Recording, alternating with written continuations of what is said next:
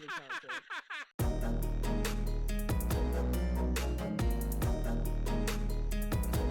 is my age. Marcus is my age, and he's got like 50 years of fucking experience.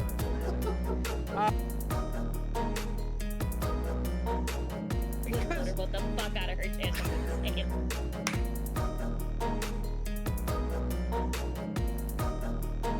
Louis Armstrong was the midwife that helped birth ska from the cloaca of punk.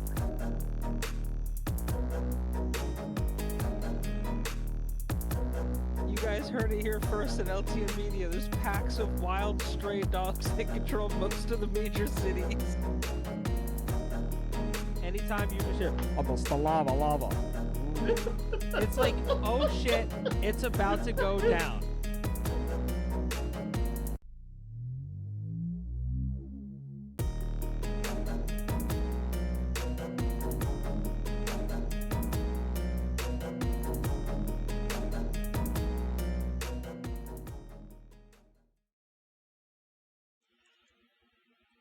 Welcome, friends, to the cutting edge of entertainment. This is Less Than Normal, and I am joined, as always, by Chris and Bree. Chris? Did you just steal my fucking shtick here, bud? Well, I did it for a reason.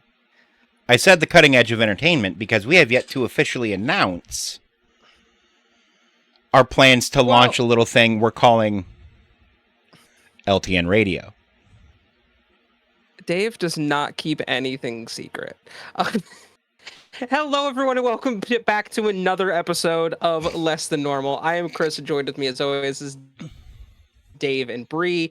And yes, as my associate has spoken of, we are at some point this year going to be launching LTN Radio. Which there will be definitely more on that, and keep an eye out. It's going to be some pretty cool shit. Go follow right now. Yeah, go follow it. Be in the know. Be ready for Twitch's first live radio station. Yeah. We have been gone a couple weeks. Life and stuff has happened. Happy Pride Month to everyone. I know we're halfway through the month, but there you go. Also, really quick before we start, let's give a shout out to Miles on Motorsports, where you can hear my voice as well. Yeah, what's going on, guys? What's been up? I don't know if this is a thing I can say. Hang on. Probably not. Probably not. Oh, Jesus. I know Dave's typing it in chat.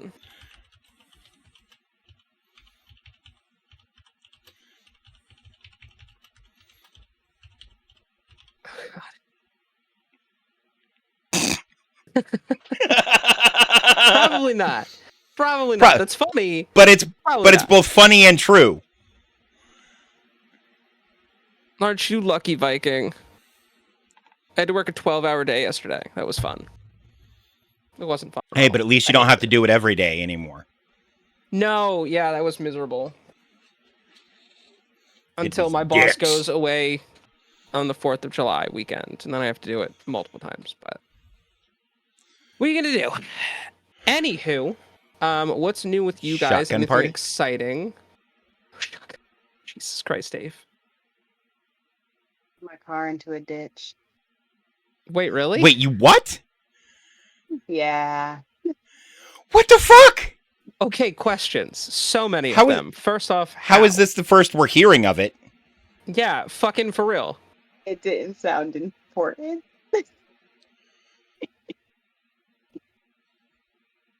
I'm okay. Woman. Well, You clearly. Physically, I'm mostly okay. What did you do? Well, I also stabbed myself in the hand at work. I've been a mess the last couple of weeks. Look, I don't know how to help with that. There's nothing to rub your nose in. Don't do that. It's bad for you, maybe. Okay, What happened with the car though? How does this happen? How does one drive their car into a ditch? I was driving Well, it's home. easy. You're going down the road, and then you see the ditch, and you go, "Huh, that looks interesting." Swerve. I was turning off of an exit, and I didn't slow down. It was dark. It was raining. I didn't slow down enough to make the curve, and my car started doing this. My immediate reflex was hit the gas, not the gas, hit the brakes, and I was told Hit the not to gas, do that. Tokyo Drift style. No. To be honest, the correct answer is hit the gas. Hit the gas. No, I hit the brakes because I started freaking out, and then I ended up in How's the Yeah. it's not drivable currently. I am driving my Oh. mother's car. car? That's fun. That's a good time. Good job. Proud of you. I'm glad you're okay. Yeah. And And please be careful. We Oh have- God. We have a 264-day snap streak, and not once was this information passed to me at all. And the last weekend, Oh my god. You've gone a whole month without telling us about this? was it What the Memorial fuck? Day? I think it was Memorial Day. Wow. This fucking guy. I mean, What I guy? told you, I told you about me stabbing myself in the hand. You did. That you did tell me about. Also, Dave, what is happening over here? I don't know what you're talking about. Dave, you look like one of the Beatles. Look, all I'm gonna say is these are so white Mhm. and so black in the middle that they look like a virtual asset that I've pasted on my face. They kind of Like do. they don't look real. Which is part of the reason I love them. Can't see it. You guys look cool. I just look like a cop. Yeah, I look cool until I tell you they're Harley Quinn sunglasses. That arguably makes them cooler. I was gonna say Harley Quinn's cool. I don't know what you're talking about. I say that arguably makes them cooler. Is this better? Do I still look like one of the Beatles? Yes. I don't have any of those. Okay, out of I have glasses. giant heart sunglasses somewhere that you're making me want to dig out. See what these. Let's see. Oh yeah, still can't see a damn thing. All of my sunglasses are somewhere else, so I'd have to go dig them out. I really don't want to. Where Anywho, have glasses. There they are. we do have some box office numbers. Box office numbers. Box office numbers. Is number one Inside Out 2? It is. Number one is Inside Out 2 in its opening weekend at $154 million. Okay, look, all I'm going to say is I love the first movie. I haven't seen the second one yet. I will probably watch it when it comes to Disney Plus.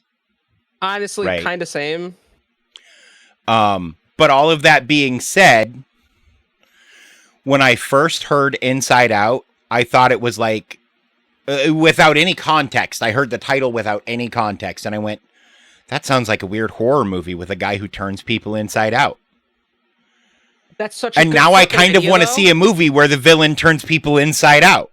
Yeah, that's a great idea. Where it exists, I just can't.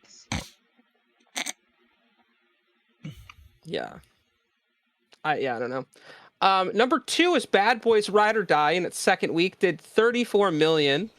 It checks out. Number 3 is Kingdom of the Planet of the Apes in its sixth week in the box office. It did 5.5 million. The Garfield movie is number 4. 4 weeks in the box office, it did 4.8 million. And number 5 is If. Did 3.6 in its fifth week in the box office. Other notables are number 10 is Lord of the Rings: The Fellowship of the Ring. Apparently, Yeah. it's been re-released in select I heard about theaters. that. Yeah, it re-released but that movie has such a huge. It's like when Rocky Horror Picture Show occasionally re-releases and winds up in the top 10 every fucking time. Yeah, Because they're just cult classics that, especially people who never got a chance to see them in the theaters, are like, yeah, I want to see what that Go was check it out, like, yeah. sort of thing. It did $633,000 last week. So I would Yeah, and I imagine think it only with total grossing $319 million in the U.S. Yeah, So well, and I think so that 600 and some thousand I think was in I think 20 theaters, 25, something like yeah, that. I know it was a small release. Also, other notables on here: Furiosa is still on here, did 2.6 million, and The Fall Guy, which is in its 7th week in the box office, did 1.6 million this past weekend. As well as The The Fall Strangers Guy, that's Chapter the 1, comedy, right? the one with Ryan Gosling. And Yeah, Gosling. With Ryan Gosling? Yeah. it looks really good. Bree said it was good, so I am excited to see that. Yeah, no, that Um, seems cool. Upcoming releases. We were laughing earlier because there's a movie that came out today. It is called Jesus, and the whole movie's in sign language. um, yeah, yeah. Yeah. The big ones this weekend are The Bike Riders, which is starring Tom Hardy and Austin Butler, and The Exorcism, which is a Mhm. new Russell Crowe film.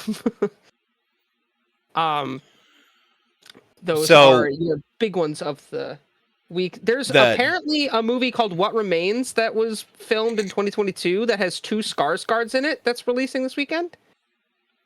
is it based on the story What Remains of Edith Finch? It's a Scandinavian psychiatric hospital, an uneasy. No, I think it's just a movie about split personality. I don't know. I've never heard of this movie, but I'm very curious if it has. I only It played a has couple hours of What Yusuf Remains of Edith and Finch, but it Stallone. feels psychological horror-y, so who knows? Yeah, I'm not sure. It was written by a Skarsgård too. The Exorcism starring Russell Crowe, because I have something to say if you did. I mentioned it. Yes. So this, I believe, is a sequel, or I don't really know what. I've heard things about this. It is a sequel to a movie called The Pope's Exorcist Pope's that came out Exorcist. last year. That is it's so dumb. Like Russell Crowe spends a good majority of the movie just riding around on a little scooter. Like, all right, so it wasn't awful, but it's not like Russell Crowe's best movie. No, Russell Crowe's best movie, and Fight Me, was probably Gladiator, with Master and Commander being a close second. Okay, I can agree with that, but I feel like there's a few movies that we're probably forgetting about. Like Oh, LA probably, but those are the was two a that come great to mind. movie. Now I'm just trying to think of movies that Russell Crowe is in. I mean, he's in Thor: Love and Thunder, but I don't think that Body of counts. Lies was a great movie. Cinderella Man was Jake an says amazing it's movie. Jake. Oh no, Cinderella Man was incredible. Cinderella Man was an amazing movie. Cinderella Man was an amazing movie. It certainly wasn't Les Mis. Fair. No, yeah, it's definitely not Les Mis. That is a very fair point. I looked. Mystery Alaska is another great movie by him. That's a hockey movie. So I was trying to figure out who he played in Man of Steel. He played fucking Jor-El. That makes sense now. I was like, who? The fuck Yeah, is he played Daddy. he did. I haven't seen it, but I know who Jor-El is. Because I'm a nerd. Also in the remake of The Mummy. I haven't seen that, but I should. Yo, there is a okay. A timeout. We need to talk about a thing. Speaking of remakes, you said remakes, and it made me think of Men in Black International, which I haven't seen yet, but I plan on seeing as soon as I figure out where to watch it. But there was a third Men in Black movie that I didn't even know about until like last fucking week, where Will Smith goes back in time. Mm-hmm. Yeah, Josh Brolin's in it. And I'm like, I've never seen that. But I was seeing clips of it on YouTube Shorts, and I'm like, the fuck Men in Black movie is this from? Is there a new one coming out? No, it's an old-ass movie that I just missed. Yeah, it's on Josh theaters. Brolin play young version of Tommy Lee Jones. Yeah, he plays the young Kay. Yeah. Although it's cool, I do like that they talk about the 1969 World Series and that, which was like the main villain mentions it. He goes, "Oh, it's my favorite scene in time." And he starts talking about the 1969 Mets and how they were the worst team in baseball halfway through the season, and then miraculously came back to win the World Series. I was like, that's cool. And it's cool to see Shea Stadium, because Shea Stadium's not around anymore. Obviously, it was torn down when the Mets built Citi Field. That only means something to baseball fans. Look, they've been trying to rebuild Fenway for years, and every time somebody talks about it, people petition the city government. Like, you don't fuck with Fenway.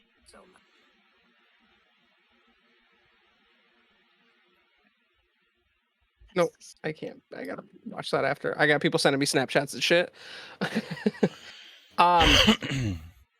Yeah, no, so highly recommend. Also, the best part about the remake of The Mummy was Sofia Boutella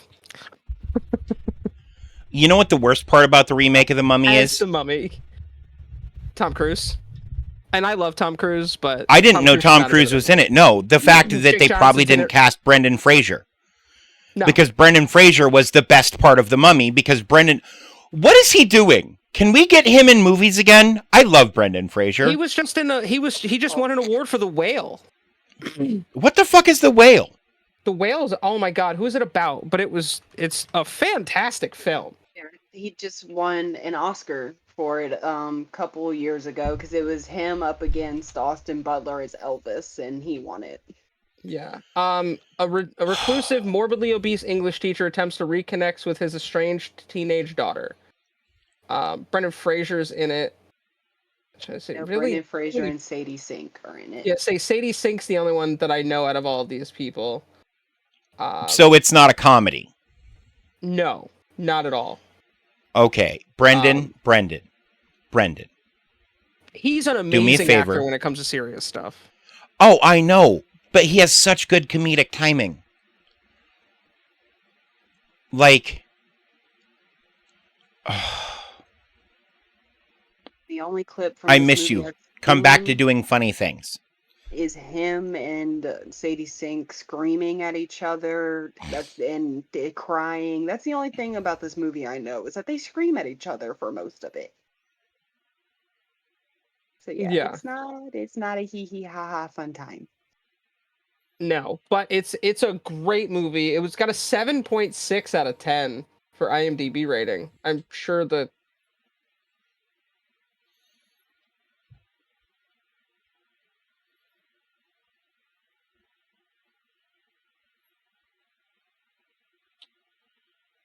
But yeah, no, there's... It's... The movies lately have been so weird, too. Because, like... Is anybody even really... Unless it has Ryan Reynolds in it, is anybody even really making comedies anymore? well, the problem is we're still stacked up because of the strike, right? We're still trying to get everything back to where it is, and a lot of big name actors right now are kind of going to TV shows. Like Jake Gyllenhaal is in a fucking Apple TV show right now. Like everyone's kind of going towards like shows. I'm trying to see if any comedies got released this year. Here, I have to use the bathroom. You guys do that. Enjoy. Hope everything comes out okay. Haha. See, I'm weird. The things that I find hilarious and I would think are comedies are not labeled as comedies. Like Bad Boys Ride or Die was so fucking funny. That's a sneak peek for my review later. But that movie was so fucking funny, but it's not a comedy. It's listed as action. Yeah, but the Bad Boys movies have always had elements of comedy in them. Being kind of loosely inspired by the Lethal Weapon movies, which were almost as much comedy as they were action flicks. With a different set of problematic lead actors. Speaking of which, does Will Smith get to slap anybody?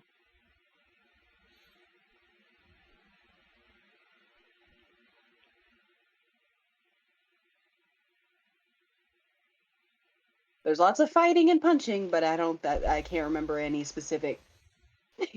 Damn. Oh.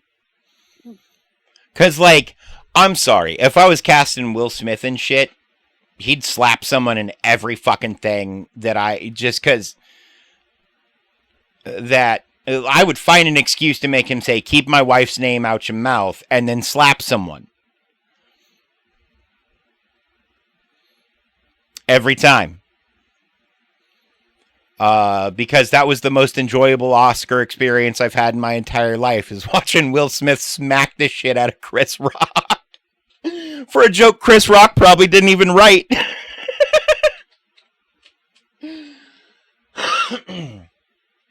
Before Bad Boys came out, everybody was like, "Oh my god, this movie's not going to make any money because of the Will Smith thing. Have we forgiven Will Smith?" Nobody really gave a fuck. We all made memes and laughed at it. Nobody really cared. Look, they're fucking... Will Smith slapped another dude because he said some shit he didn't like. In my mind, that is basically instantly forgivable. Right? Like, it's a thing you shouldn't do, but it's also an I get it situation. You know, it's like when OJ killed his wife. I'm kidding. I'm not saying I agree, but I understand. Which is a Chris Rock bit, if I remember correctly, by the way. Bree, I can't hear you.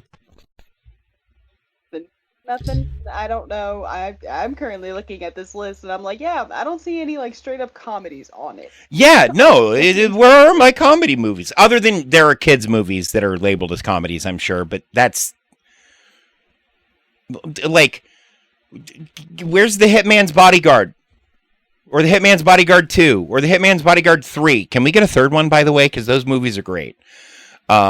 You know, last year we had a comedy come out that I didn't watch, but I heard about it, starring Jamie Kennedy and Matt Rife. But it was labeled as a comedy, but from what I heard, a bunch of people said it wasn't funny. Well, that's because it's Jamie Kennedy and Matt Rife. And Matt Rife, in his own right, is very funny. And Jamie Kennedy can be very funny in his own right. However, their styles of comedy are very different. And so it's for that reason I don't see that working well. They also are both kind of controversial in their comedic approaches. Oh, about Matt Rife. I don't know Jamie Kennedy as an actor. I just know him as Randy from Scream, and then he's in Son of the Mask. He also played Electro in Spider-Man. One. Every time Electro's appeared in live action. The janitor who turns into living electricity. That's Jamie Foxx, not Jamie Kennedy. Oh, Jamie Foxx. Oh, no, Jamie Kennedy. I love the Jamie Kennedy Experiment. Oh my God, no, Jamie Kennedy's great. Also potentially problematic in his comedic approach. He did a movie years ago called Malibu's Most Wanted, where he played a character called, they ended up calling him the White Kong. Yeah. Because he was a rich boy from Malibu trying to pretend to be a thug, fell in with real thugs, and then on accident ended up killing a bunch of people or some shit. It's a comedy, by the way. And it's funny when it happens, because he goes to fire a gun in the air and the trigger sticks. And so he's freaking out because the gun won't stop shooting and just kind of waving it in the direction of the people who are threatening him. Yeah. Like I said, I only know him as Randy in Scream, and he's in Son of the Mask. Which is a terrible movie. God, I hate that movie. He's also in Harold and Kumar Go to White Castle. Ain't it? Oh, okay, so if you've ever seen the scene where one of them, I don't remember which one, goes to take a leak in the forest, and they're peeing in a bush, and Jamie Kennedy walks up and starts peeing in the same bush in the middle of a forest for no fucking reason. And he's like, "Hey man, can you see I'm busy here?" And Jamie Kennedy's like, "What? Is this your bush? Are you king of the forest?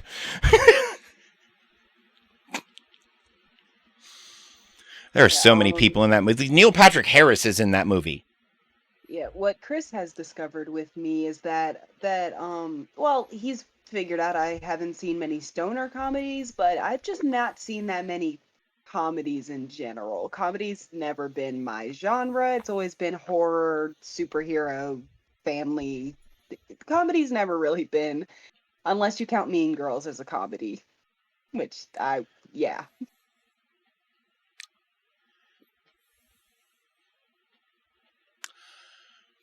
I don't know that I do. Like, it's not a coming of age. It's not a rom-com. I don't know what I would classify it as. Google Teenage classify it as. shovelware? Mean Girls, the 2004, not 2024. Oh, Google says it's a comedy/drama. Yeah, that checks out.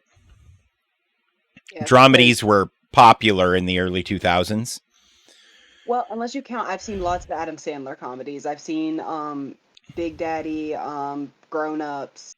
Have you seen Billy Madison? I haven't seen Billy Madison or Happy Gilmore. Those are the best two. Oh, I've heard. Those are literally the best two. I've seen Jack and Jill. I have not. I didn't know Adam Sandler was in that. Yeah, no, he plays Jack and Jill. Oh, no. Yeah. Oh, no. I Now Pronounce You Chuck and Larry was good. That was fun. I've seen pieces of Little Nicky, and I've seen Click.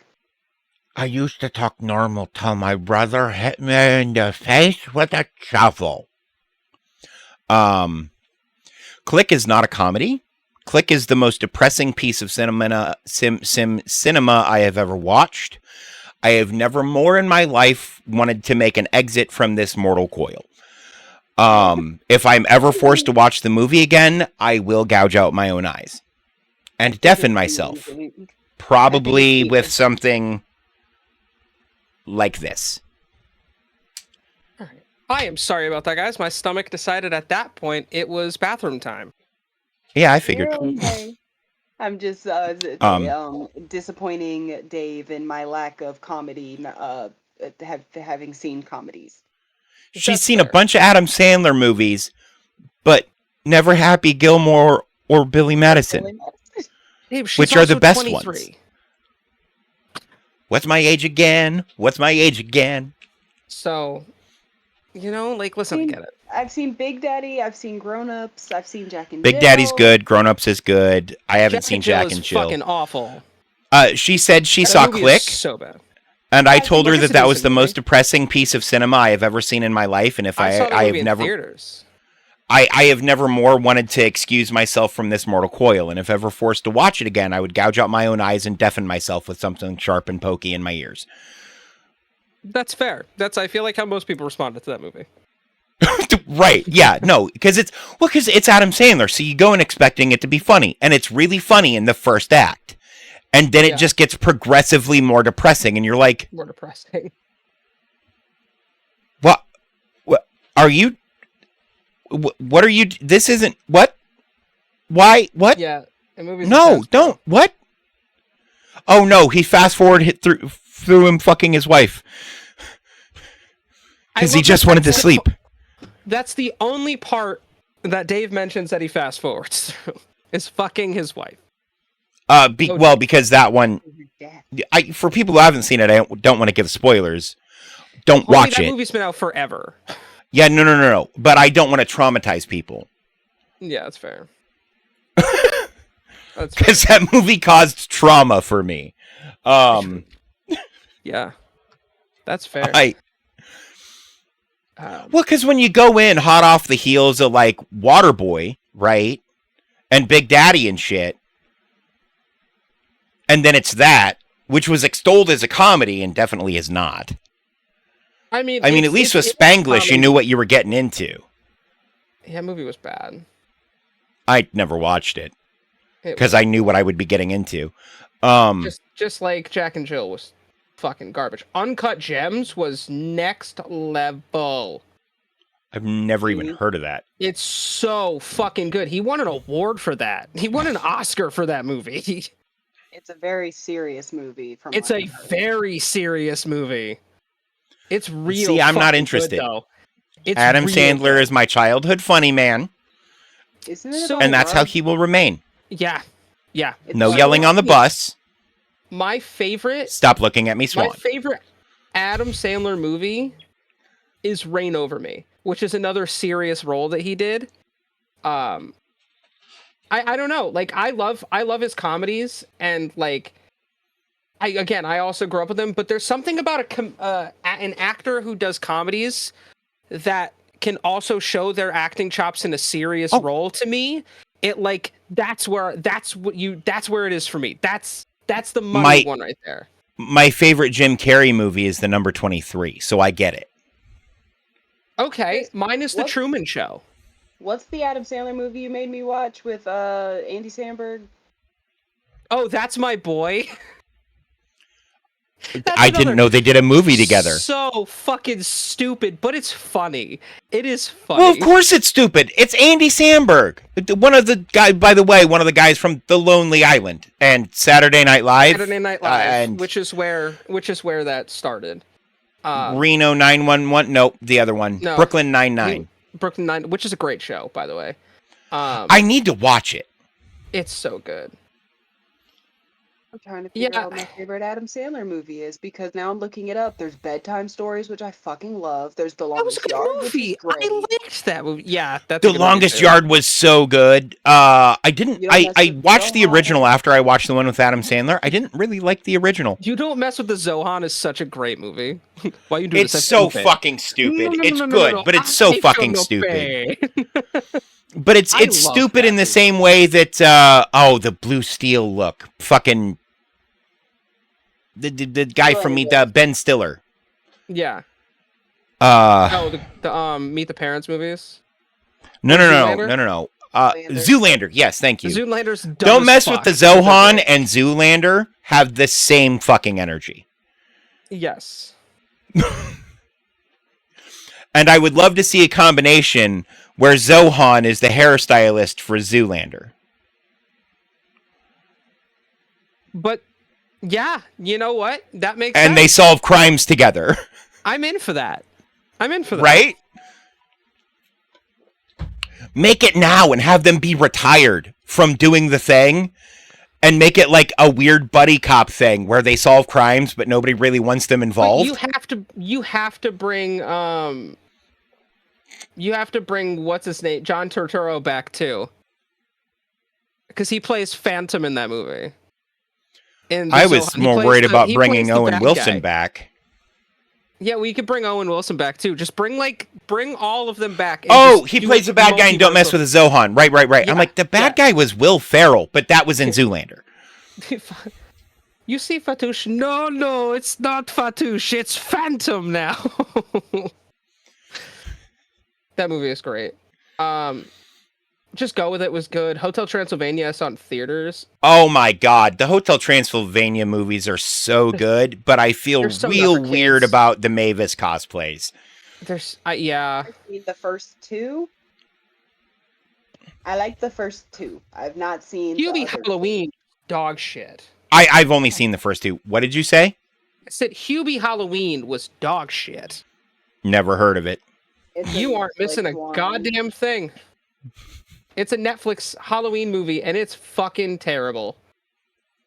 I watched like the first. You didn't 5 have to minutes, say it the was second just part. bad. Saying it's a Netflix Halloween movie was enough. Yeah, it's not good. It's not good at all. Yeah. Jesus Christ. So, Bree, I'm gonna toss this over to you. There's a new horror movie trailer that's released.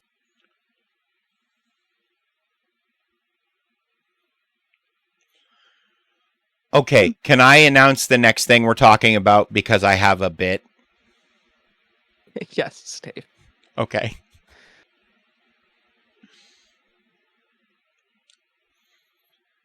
You forgot to put something on the show sheet.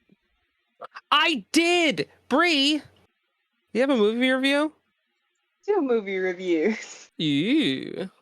So the first No, one you I don't. talked a little bit about earlier, Bad Boys. I had mentioned it's hilarious, and it is. It is so. It's so unbelievably funny.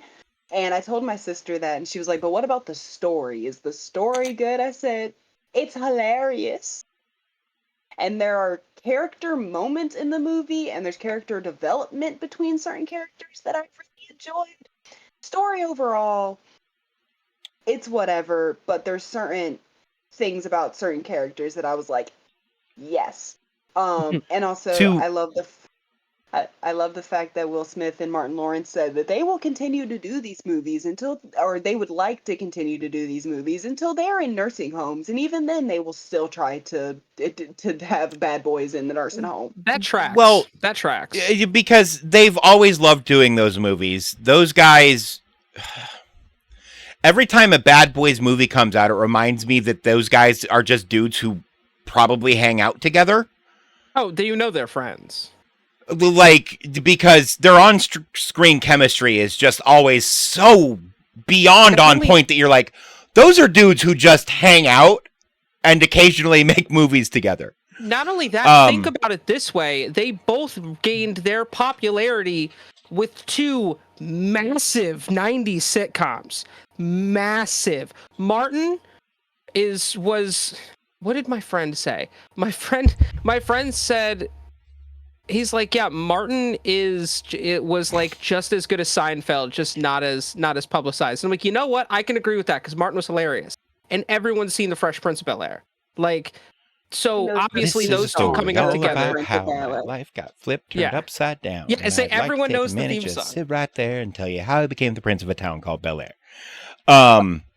Let's see what else. But also, the Bad Boys movies have never really been strong story.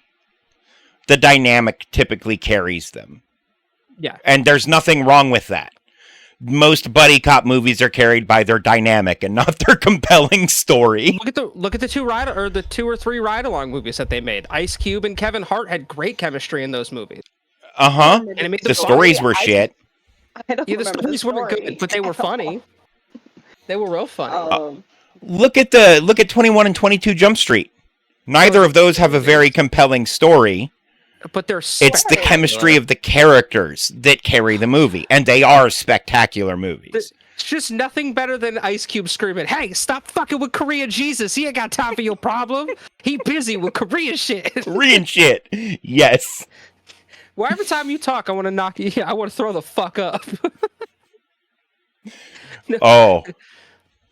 There's a bunch of celebrity cameos in this movie as well, but I don't remember if any of them have been marketed. I believe one has, but I don't want to spoil it just in case.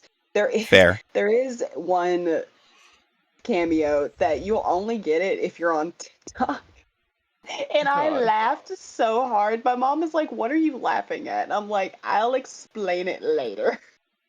Well, I mean, just seeing the top 4 names on IMDb, I mean, Will Smith, Martin Lawrence, Vanessa Hudgens, Alexander Ludwig, like, right there, those are 4 names that people know. Who's Alexander Ludwig? Alexander Ludwig has been in a lot of things. He was most famous in Vikings, which is an insane show. I've heard good things. I never watched it. Which surprises people that I've never seen Vikings. It's a good show. You would really like it. He was also in the Hunger Games. Who did he play in the Hunger Games? Kato. Okay. He's been in a lot of movies. He was in Race to Witch Mountain. That's the only thing I know him. Kato's the dark-haired dude from 2, right? No, it's the first one. No. From District 2. Oh, yes. No. He was from District 1. Was he District 1? Okay. He was from District 1. Yeah. What else is he in? He was also in the remake. Was District 1 the real fighty people? Yeah, it No, was. District 1 Okay. was the rich one. Rich people and 2 was the fighty people. Yeah. Okay. He was also in Midway, which was actually decent. But no, Dave, I recommend the shit out of Vikings to you. Oh, yeah. No, it's Because something there that's is a on my list to Skarsgård watch in that fucking eventually. show. I don't care about the Skarsgårds. But Gustav's Like, such they're a good good actors, actor. but yeah, but you know who else is a good actor? Lots of people. That's fair. Adam Copeland is in that. For those that are wrestling fans, you would know him from his time as Edge. He does a fantastic. He was actually. It's funny. He talked about. He was asked to come on for like a 1-episode thing. He ended up staying for 25 episodes. But he at that point had to retire. He had been in that show on Sci-Fi called Haven. Aries and and it- Percy Jackson. Yeah. He is in Yes. Percy Jackson. He plays He Ares. played Ares in Percy Yep. Jackson, yes. And he That did is- so good there. Oh yeah, he's such a great And actor. look, I'm glad he's finding his stride in cinema because Dave, if you're gonna the say anything bad about Edge as a wrestler, he was a Hall of Famer. No, I know, but his character was so fucking one-dimensional. You know what I mean? But it's pro wrestling. Like It's he- wrestling. All the characters are one-dimensional. So it's always nice to see one of those guys kind of break out and really show their chops. right, Same with Dwayne "The Rock" Johnson. Same with fucking I mean, The Rock, what's John his name? Cena, but like John Cena is a good. John Cena Dave as Bautista. Peacemaker. Batista. That's who I was trying to think of. I was getting ready to say fucking Drax. fucking Drax. Yeah, well, I mean, people. It's funny when you look at Dave Bautista, you're like, oh, that's Drax, and I look at him like, nah, bro, that's WWE Hall of Famer, the Animal Batista. He came out going like this, like he's going a machine gun. He got fucking shit blowing up behind him on the stage. Pro wrestling's amazing, and if you guys don't watch it, it's dumb and stupid, but it's also great storytelling. Dave, I have some shit to show you after that I think you'll even appreciate from a storytelling standpoint that just happened recently. But yes, I don't know about that, Tim. no, trust me, I think you'll think it's cool. Yeah, Jake, I got Jake. Jake, tell him how cool all of the Uncle Howdy stuff is. Like it's right up your alley of actual storytelling. Okay. Actual storytelling. It's not this whole "you slept with my sister" shit that they did Oh, through the no, whole 90s. This is like Because the storytelling in the Joe 90s was a lot of like getting Shut mad up, because you. people fucked other people's mom. no, Noob. Even Noob could tell. Dude, Noob, wouldn't Dave love the Uncle Howdy storyline? Also, shout out to Joe Hendry. But yes, Also, shout out to our good friend Noob. What's up? Yes, also shout out to our good friend Noob. What was your other movie review? Sorry, we got off topic. It's been a couple weeks, guys. Other movie review is for Inside Out 2, which was incredible, and it is so if you've seen the trailers, you have seen that they are introducing anxiety as a new emotion. It is such an accurate portrayal of what people with anxiety feel in their head. Like if anxiety was like a physical being, that is this character. And Maya Hawke, who voices her, who is most famous as Robin in Stranger Things, and being the daughter of Ethan Hawke and Uma Thurman, somehow finds a way to voice act it incredibly. Like, she is definitely the standout in this movie. And the funniest detail and it's not funny, it is a very, very good attention to detail, and now I can't find what I was looking for. A lot of people, for like the Inside Out emotions, a lot of the characters, their coloring is based off of whatever emotion they are. So joy is yellow, sadness is blue, yada yada. So everybody was like, why is anxiety orange? What color are prescription pill bottles? Orange. Yeah. And Yeah. it didn't click until somebody said it, and I was like, oh my god. Yeah, This that movie- checks out. and I heard a bunch of people like hyping it up as like, oh, if you cried during the first one, you're not prepared for this one. So I'm like, oh my god, what is this movie about to be? there are multiple scenes in the movie that I did choke up a little bit, but I didn't cry. And I was like, okay, I think people are being dramatic. This is not that sad. There is a scene towards the end that I started bawling. I was crying because it was so real. And I love that while they were able to keep it very childlike and wonder and curiosity and all of that, they didn't dumb it down for a younger audience, because Right. a younger audience is going to experience anxiety. The character in this movie, Riley, she just turned 13 in the movie. So Yeah. that is when you're in, for some reason she was about to go into high school at 13. That didn't seem right. That was the only thing that I was No, like, that's right.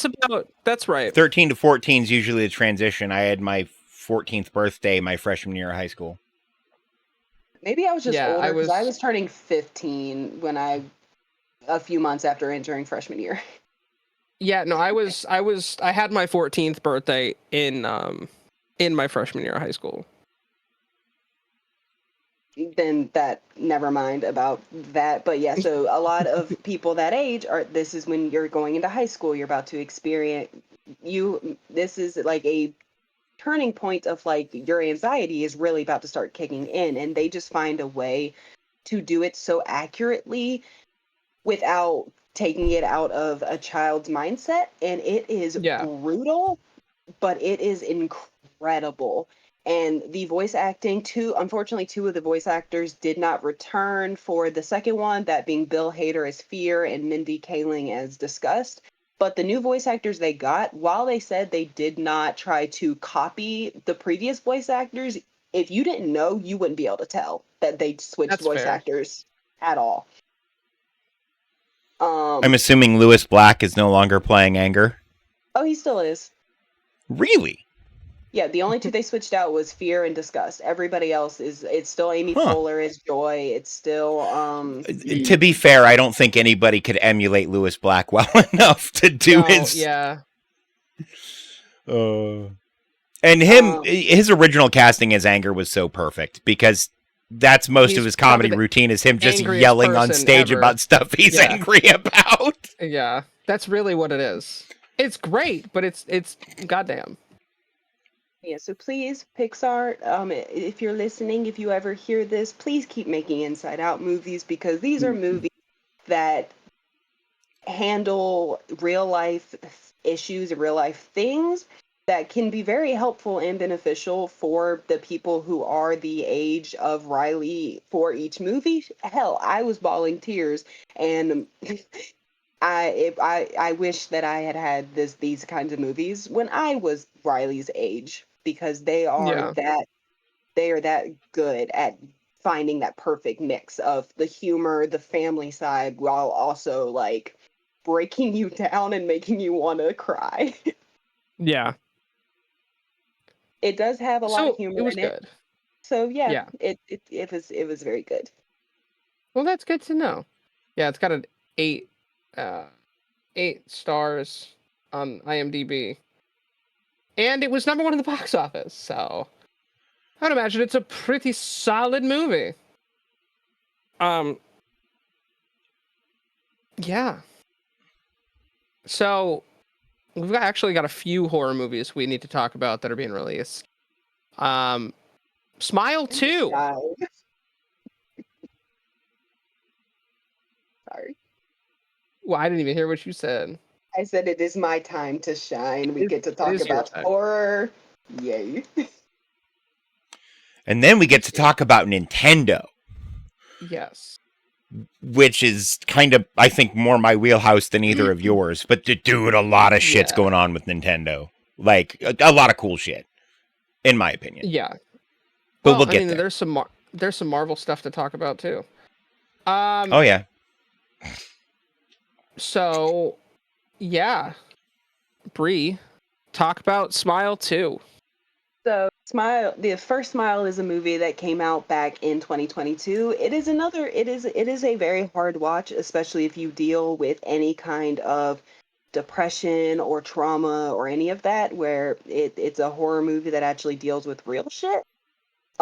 It does unfortunately kind of follow trend and is very similar to things like Truth or Dare, Final Destination, Countdown. It follows, but it's really, really good, which was surprising because the trailer looked like shit. I was like, oh, this movie's gonna suck, but it actually was really good. So when they announced the second one, I was like, what the hell is the second one about to be? Because the way the first one ends kind of sets up a problematic sequel that could end in 5 minutes, but they're going a different route. And it from the trailer, it looks like it stars shit, there's two people. I know it was Naomi Scott and then there was somebody else. And basically the premise of these movies is that it is a how do I keep this TOS friendly? We're just gonna talk If We're you're gonna talk. If we're gonna Yeah. talk in TikTok, that's what we're gonna do. Use the words I use on TikTok. It is where it's a person. If you see someone unalive, that curse spreads onto you, and then you start seeing stuff, and then eventually it drives you to make you also unalive. And Oh, the voluntary unalive, not the yeah, get murdered yeah, unalive. Okay. yeah, no, Yeah. yeah. So then, and then you do it in front of another person. That person gets the curse, and it's just a continuous thing. So this one seems to be the same thing, but not following any characters from the first one, which is a good idea because it skips out on the problematic sequel that would be 5 minutes long. I cannot explain further without spoilers. That's fair. I mean, the movie's But been out yeah, for 2 years, so. yeah, so this one, again, the trailer doesn't look good, but I know based on the first one where the trailer made it look like shit, to give this one a chance because it could still be really good. I haven't seen if it's made by the same people or not, but I am very excited for it because Smile was one of my top horror movies from 2022. It's fair. Nice. Yeah, I still haven't seen it. I wouldn't recommend it, Chris. Fair. Yes, the guy who directed the first one is directing the second one. Okay, good. Also on our list, Everybody Hates Chris, but also there's a new series, Everybody Hates Chris. And if we don't get Will Smith playing the dad, slapping his son, who is supposed to be Chris Rock, I'm gonna be disappointed. Oh, that's be an anime funny. series? I don't remember. What? I believe it's supposed to be an animated series, but I don't know. I think so. I think the thing I saw, I think so. And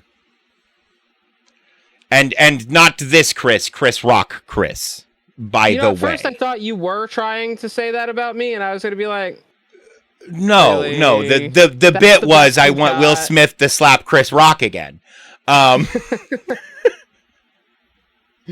Because honestly, those two have probably buried the hatchet by now.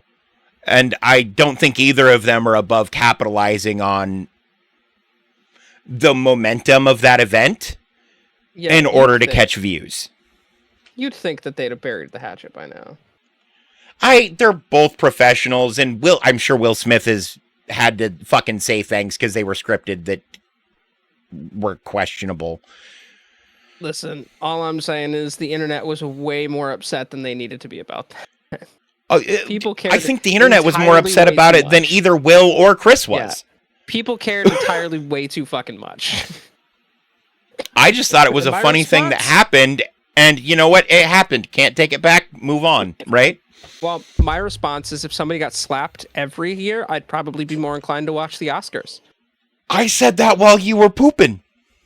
Yeah, I'd be way more inclined to watch the Oscars every year if somebody got that was the most enjoyable Oscar experience I've ever had, I think, whereas my exact words, weren't they, Brie? He slapped the shit out of him. Oh, yeah. Slapped the whole fucking taste out of his mouth. Everything tasted like water for a week. Speaking of tasting like water, my water's empty. What you eating? Well, it's supposed to be pizza, but it tastes like ass. Oh, they are making. All right. You didn't get that new ass pizza, did you? But no, did you guys ever watch this Pizza Hut. the sitcom? Is that the new one being brought up? Yeah, They call it Peaches and Cream. It's served with a side of ass and a cum shot. So while Blink-182 is performing in the corner. Yes. Because that's yeah. But they're playing Losing My Religion by REM because that's me in the corner. That's me in the corner. Oh my god. But no, did you guys ever see the original sitcom Everybody Hates Chris? Yeah, it was actually really good. I liked it. I thought it was really fun. I loved Terry Crews as the dad. I love the episode. Oh my god. I love the one. Every problem. I'll go get the Robitussin. Dude, that's how it was when I was a kid too. And I thought it was a Southern thing, and the show says it's a black thing, and it made me realize I think it's just a poor people thing. Mine was Dimetap. Same idea though, but for highfalutin poors. Yeah, we were classy poor people. We were classy whores. Classy whores. Oh, Freudian, Freudian slip. But yeah, because sweatpants. They don't say insert here on the ass. No, they just say juicy. They do. They like say that new right peaches and cream pizza from Pizza Hut. I'm so sorry, Bree. Oh, but no, I'm excited. I'll probably check it out. If it's written half as well as the first one was, it'll be good. Yeah. You love us. This is your favorite thing to do each week. Tell me I'm wrong.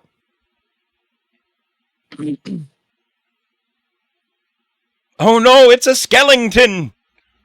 Jack Skellington. I was gonna say, can we show him on stream, or is the mouse gonna get upset? Why would the mouse get up? Homie. I don't know, man. They got scopes. That's all I know. Their people have scopes. Wait, what shirt are you wearing? I missed it. Oh. It's Eternals. Yeah. Ordered by Disney, technically. I didn't see the face. All I saw was a word that in my mind said drugs. It looks like drugs. Druid. Druid's also right here. These are McDonald's Happy Meals. Hey, look. I have a McDonald's Happy Meal toy right there from 1989 featuring Tanuki Mario from Super Mario Brothers 3. Right here. Pre-launch. A lot of Druid. Why do you have so much Druid? Because it's very Keegan. Too. Which one was the hot one? Yes. Which one was the hot one with the vagina? There was a lot of them. Okay. Hold on. We have a couple options. I was gonna say, don't forget, Angelina Jolie was in that movie. Okay. Look. Options. Medusa can get it whether you want her to or not. She comes with built-in bondage straps. What that hair do? I think I have all of Hairdo. the women from that movie except for Cersei, but that's because I didn't give a fuck about Cersei. I liked Cersei. I like Cersei. But for some fucking reason, I have Icarus. Why the fuck do I have him? Yeah, I think Icarus I'm is just kind trying of to a finish. douche. Do you have Sprite? We watched your mouth move and we heard nothing. Said, hell no, I hated Sprite. Oh, Bree, I Sprite need you is to so do me a sweet. favor. But I have. Are you on your phone or are you on a computer? Okay. I need you to turn off noise suppression. I don't know how to do it on mobile, but that's why we keep not being able to hear you. Yeah, that's like the whole time I'm like, bruh. Because your volume level is fine, so the only thing I can think of is it's the noise suppression. Hey, is my volume level fine again? Now that my mic isn't turned down on my computer to like fucking 20? Take it from Yeah, crisp to none. yes. Okay. Holy shit! And now it shouldn't cut you out, at least as often. Is this better? Yeah, you don't have to. You don't Yeah. have to like lean down. Okay. Viking, how can you blame me? I That's had me nothing in to the do with it. corner. That's me in the spotlight, losing inhibitions, And you know what? This trying to come on you. Sorry, That's I'm not the done now. words to that song. because Druid will come up later on during the music section, and you will understand why later. That's fair. Okay. So there's a bunch of new horror movies as well coming. Megan, Insidious, Five Nights at Freddy's, and The Black Phone will all be releasing sequels next year. Okay, wait. Megan is a sequel? Megan will be a sequel. I know Okay, it says okay. M3 again, so that's confusing. Why is there a 3 in it? Put a 2 in That's- it, and I'll still know it's an E, but it'll let me know that it's the second one. What are they going to do Because for the the first third one- movie? Make it a fucking No, 4? The first one is a Has 3. a 3. The That's just how 3 they in spell it. It's because she's an android. She's yeah, she's kind of like Chucky from the Child's Play remake, where he's an It's AI. not. I didn't enjoy it. I thought it was a dumb You movie. turned it off. I did turn it off. That's how bad I thought it was. Look, if you want to watch a horror movie about an AI, watch A Space Odyssey. 2001: A Space I'm Odyssey is a sorry. horror I movie. can't do that, Dave. I'm It is sorry, Dave, 100% I a can't do fucking that. horror movie, especially if your name is Dave. Oh yeah, it is. Yeah. See, but okay. I can't remember what it is. My either. computer is named Darwin. It's also an acronym. Digital Automation Resource with Integrated Networking. It's kind of heavy-handed, but it works for us. I'm okay excited with for acronyms for names.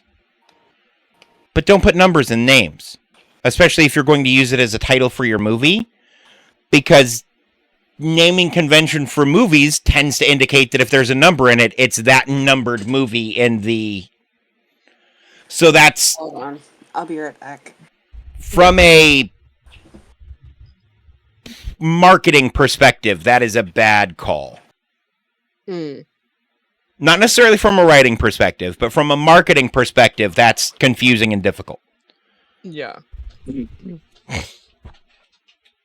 that's fair. That's fair. Because like, even Resident Evil Village is Resident Evil 8. You know why? Because they a lot of times use Roman numerals, right, in serialization of games, and they put the Roman numeral 8 in the word village. Yeah. Although Biohazard actually has a number. Yes, Resident Evil 7 Biohazard. And 6 and 5 both have numbers, and 4 has a number, and so does 3 and 2. So it's the first one in Resident Evil to use that convention. Yeah.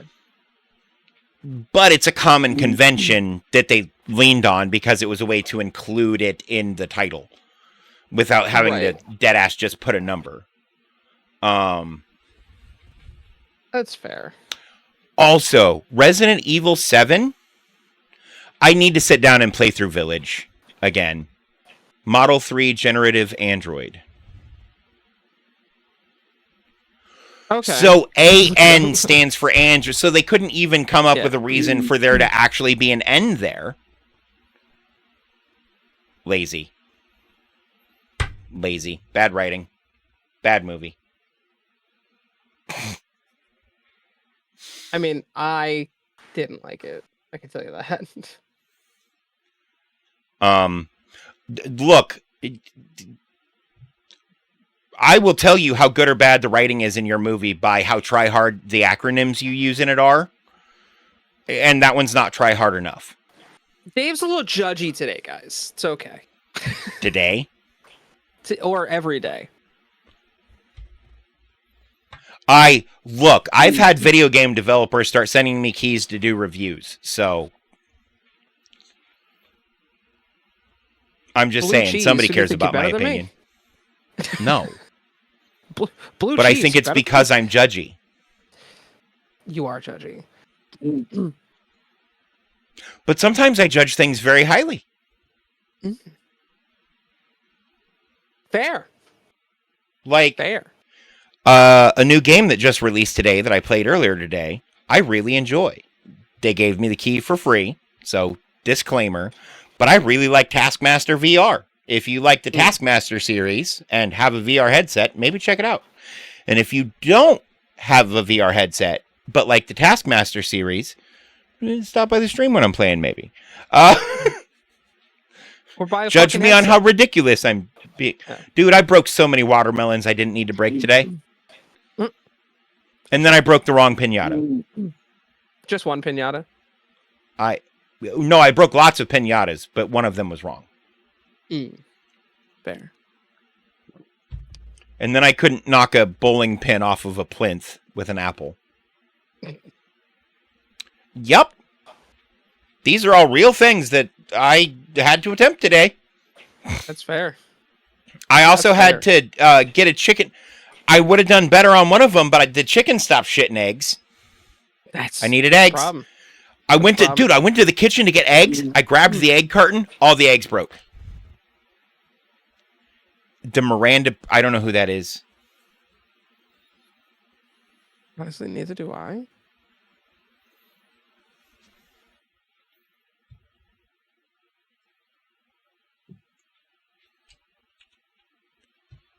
Oh, that's the character Meryl Streep played in The Devil Wears Prada. Yes. Oh, yeah. No, I was like, yeah. I can be really hard on shit. Okay, so there's a German game I played called Auf Abwien. I uploaded the video to my YouTube channel because this is back before I really started streaming. I stopped playing it and gave my honest review of the game, which is shit. Don't play it. It's bad. They do all sorts of shit that's unnecessary. There's bad guidance. There are mechanics that should be expressly told to the player that are completely hidden. It's a fucking shit show. Or it was when I played it. It may have still been in development. I don't know. But yeah, if your game's bad, I'm going to tell you why your game's bad. And if your game's not bad, I'm going to yell at people. We'll talk about it when we talk about the Nintendo stuff, but I yelled at a whole fucking group of Nintendo people, fans, and I use that term real fucking loosely. Because fucking bitching about shit on the internet isn't how you fix things. No. If you don't like the way somebody's doing something, don't give them the money. But no, all these people are complaining, well, I don't like this, or I don't like that, or I don't like this, but you buy the product anyway, then they don't care if you don't like it because you're still going to buy it. Stop buying shit you don't like. Right. That's how you let the people who make the shit know that you don't like it. Oh, we did this and our sales dropped drastically. People probably didn't like that. We probably shouldn't do that again. Fucking morons. Nobody seems to understand that your wallet is what decides how things continue getting made. Right. And that includes movies. I don't remember what the movie was. Somebody was complaining about some movie that had just come out on Twitter, and they're like, I went and saw this movie 3 times. I still don't like it. I don't get it. I'm like, then you're part of the fucking problem. You paid to see something you didn't like 2 more times? What? Yeah, doesn't make any sense, does it?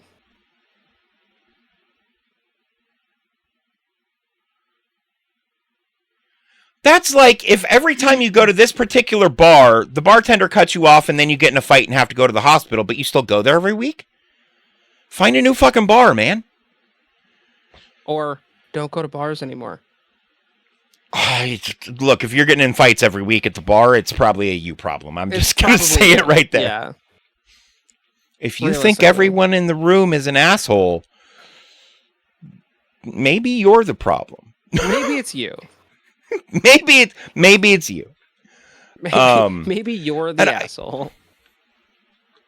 But I don't understand how this is, and I know I'm the asshole, right? Like with some of this stuff, and I'm okay being the asshole. But when I'm being an asshole and know I'm being an asshole, I usually preface it by telling people, "Hey, so I'm being an asshole." You know what I mean? Like, I'm not a huge fan of horror movies in general, and I let people know that because I don't like the lack of storytelling in a lot of them. But there are some movies that fall under the horror blanket that are some of my favorite movies of all time. The Bone Collector being a good example, which is a psychological thriller, which is under the horror blanket. Seven was incredible. Seven was incredible. What's the other one that's like Seven but not Seven?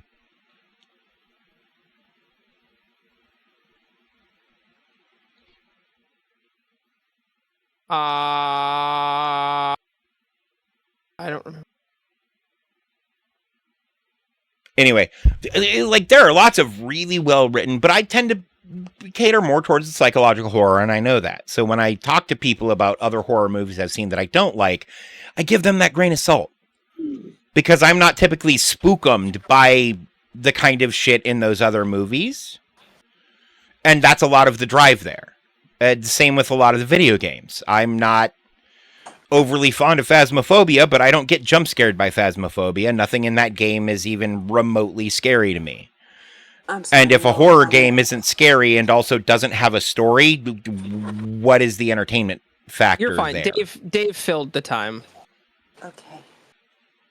Dave always does enough rants to fill time. So there used to be a I segment wasn't on even the really show ranting Dave this Rants. You kind of were. You weren't not ranting. But I was at least I was valid in my ranting. Now, May, I don't know if we wanted to do any more on the segment about all the horror movies that Jason Blum announced, but I would like to talk about them. But we've been waiting for you. We've been waiting for you to get back to move on to the next movie after we decided that Megan was bad. It was because not bad. It was no. The acronym's lazy. It's a bad movie.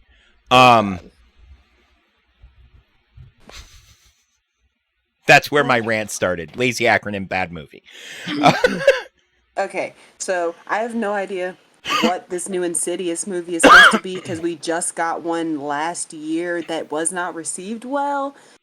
So I'm intrigued as long as we move away from the family that we have followed for 3 movies now. And Mandy Moore and I lost my whole thing, but I saw Mandy Moore was on there.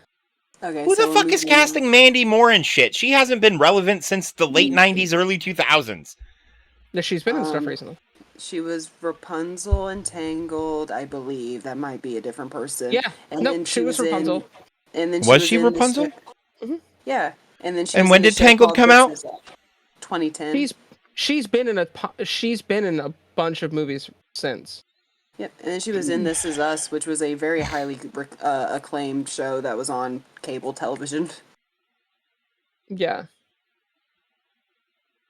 She's been relevant, but to things that you see, Dave, she has not been relevant. She's never been relevant to things I see. I just never hear her name spoken anymore. That's fair. But yeah, so it sounds like they're moving away from the family that we followed, which I like the family, especially because I like Patrick Wilson and I like Ty Simpkins, but I'm glad that we are moving away because my favorite of the franchise is part 3 that has nothing to do with anything that had to do with part 1 and 2. So I'm intrigued to see what that one is. See, my favorite's the first one. Yeah. I think the first one's my second favorite, but the third one is definitely my favorite. FNAF, I'm not surprised we're getting a second movie because even though they did a day and date release, meaning that it was in theaters at the same time it was on Peacock, that movie, the first one still made a lot of money compared to the budget. Yeah. So not surprised. I enjoyed it. I love Matthew Lillard and Josh Hutcherson. So even though FNAF is not a franchise I'm familiar with, that much. I love those two actors, so I love seeing Matthew Lillard. Yeah. I watched the movie. I thought it was fun. Like, I didn't really play the games. I know about the games. I've seen the game several times. It was exactly what I expected it to be. And that's fine. I refused to watch the movie for the same reason I refused to watch Arcane. I don't like the property it's based on. I'm kidding. I'm kidding. But yeah, it's a fine little horror movie. I've heard it discussed as an introductory horror. It's not scary. It's something you can have your kids watch before you introduce them to anything that might make them shit their pants. So I'm not surprised they're doing more of them. And the Black Phone is the one I am most curious about how the fuck they're going to make a sequel because of what happens in the first one. Literally. And they're recasting Ethan Hawke for... Like, Ethan Hawke will be in the second one. I was about to say, it better be Ethan Hawke. It better be Ethan Hawke starring in it and Scott Derrickson directing it. And I'm in. Yes.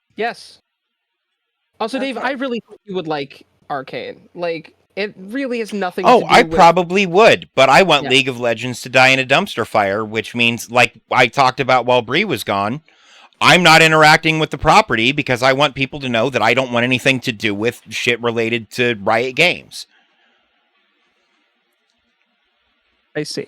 But yeah, so as long as those two factors I'm are excited at for play, I'm in. I don't know what the story is going to be. I've heard some rumors that it's going to be a prequel that shows the story of the boys who are already dead in the Black Phone, but I'm like, we already saw their stories in flashbacks in the Black Phone, so I don't know what this movie is going to be, but I'm morbidly curious.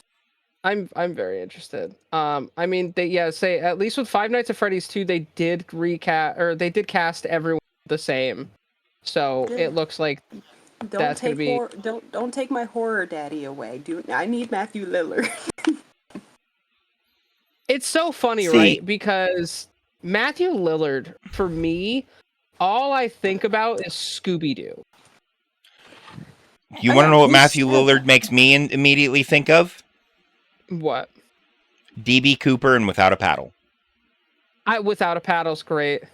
He was in a baseball movie forever ago. It was hilarious. I can't remember what it was called. Were you a Boy Scout? No, but I ate a brownie once. It's a line from Without a Paddle. Seth Green said, wow. That was impressive.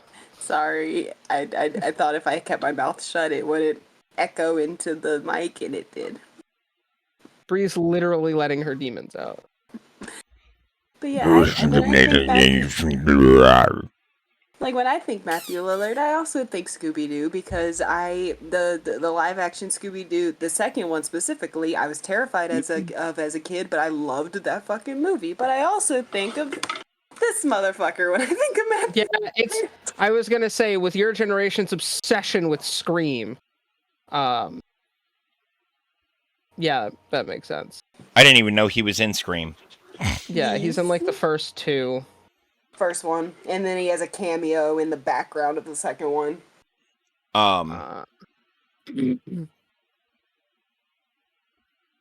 Shit. And now the mask won't stay on the hook. God damn it. Yeah, for fucking with it. He was also in an episode of House too. I didn't even. Wasn't just about everybody in an episode of House though? I feel like everyone's been in House. Yeah.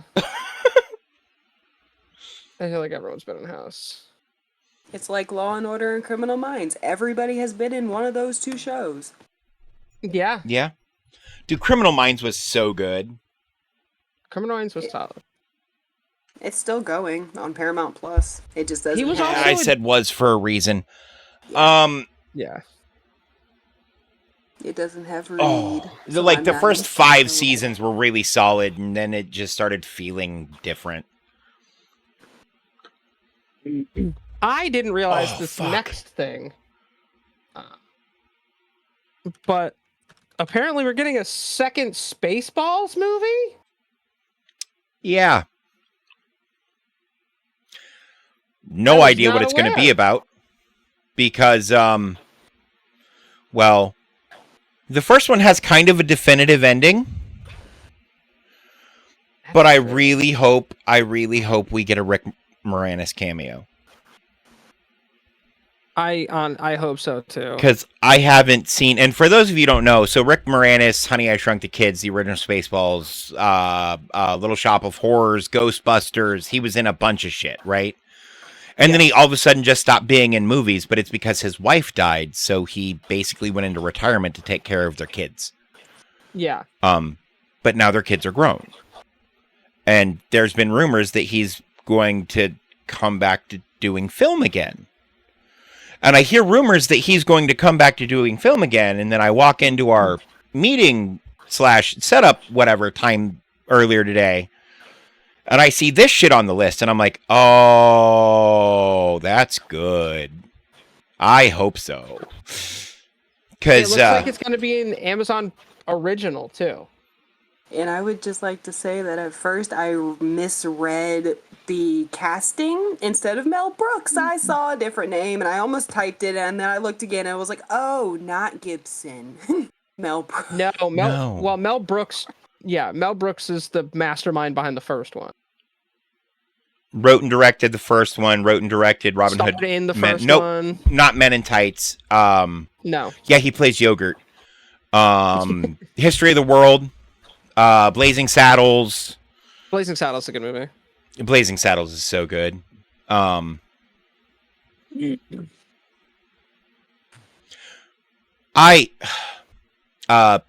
Young Frankenstein. Werewolf. Yes. Werewolf. Roll in the hay. Yeah, I don't know. I what fucking love that Spaceballs movie. is, but when I saw the thing on Twitter, I was like, those two probably know. I'm just gonna put it on the list. Yeah, it's a Yeah, parody so of Star Wars. In fact, That it's the ended up most. being as popular as Star Wars. That's why I don't know. Wait a minute. Time out. They actually made a part 2. Does it have Jews in space? It's in the works. It's not being made yet, but it is in the works with Amazon and MGM. No. History of the World Part 2. So you said Jake said Spaceballs, was right? very good. Oh yeah, I didn't know they made a second one. How did I not know this? I now have a thing to watch later. Yeah. And to watch tell that. my mom that she needs to watch later. Because I watched the first one with my mom. That's fun. Oh, it's a Hulu series. Oh, okay. Nice. Does it feature Biggest Dickus or Jews in Space?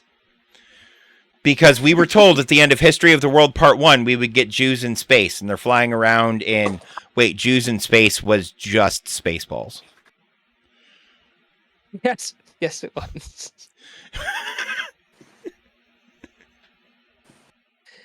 Anywho. Oh, sorry. Druze. They're Druish. From the planet Druidia. Yes, they are on the planet Druidia.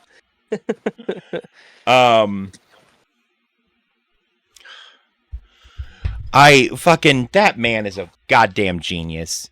Him and fucking Billy fucking Crystal in Billy Crystal's great. fucking Robin Hood Men in Tights Yeah. and Princess Bride, and dude, there are so many of those old like almost B-movie comedies, I want to call them. I've seen The Princess Bride once. Oh, it's so good. It's one of my favorites. And everybody's like, isn't that a girl movie? And I'm like, no, that's if you like funny things and Carrie Elwes movie. Yeah, my aunt always quotes my name is Indigo Montoya. You killed my father. My name is Inigo Montoya. You killed my That's it. father. Prepare to die. Yeah, to die. Prepare to die. Which is, unironically, a line said by a character played by a guy who is also on Criminal Minds, Mandy Patinkin. Yeah.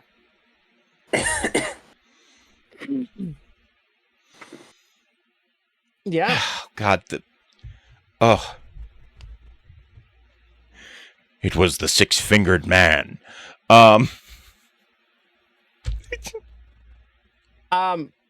We do have some Marvel stuff to talk about. One good thing. We do. One not so good thing. No, it's a fine thing, I think. Like, it's not necessarily bad. Well, when it's happened a couple of times, it starts becoming worrisome. Yes. Iron Man had 3 different directors before the first one came out, if I remember correctly. I'm pretty 2 sure of Jon them during Favreau pre-production when they were... No. through all Jon that. Favreau didn't direct the first one. Yeah, he did. Pretty sure he did. He directed the first I'm and also not second thinking one. Iron Man. I'm thinking The Incredible Hulk. Or Yeah, the I Hulk, was gonna the say- Hulk movie with fucking... Pretty sure Jon Favreau directed all of the fucking Iron Man movies. yeah, no, Yeah, he I'm did the thinking first the and Hulk second with... one. You're thinking Edward Norton? with Edward Norton. Edward Norton. Yeah. That went through a few directors during pre-production, if I remember correctly. And honestly, I thought it was a great movie. You see its legacy. While the movie's not bad, people don't associate it. It's usually towards the bottom of people's MCU's list because they just don't associate it because it's not Mark Ruffalo and because it feels so different. Yeah, it's definitely a different character.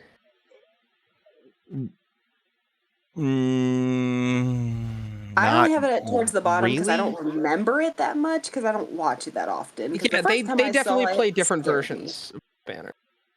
They both play very different versions of. No, they play Banner at different stages in his life. Yeah, I mean, how far? What's the timeline there? I don't know. It's Again, like 7 fucking years between when we see the Hulk and when we see him in Avengers. Mm. So he's grown up and kind of started to figure out how to deal with shit. Yeah. And it isn't so fresh and so fucking raw for him anymore. Oh, I feel like so for what we're getting to is Blade, the Blade movie that is slated to come out in November 25, has lost yet another director.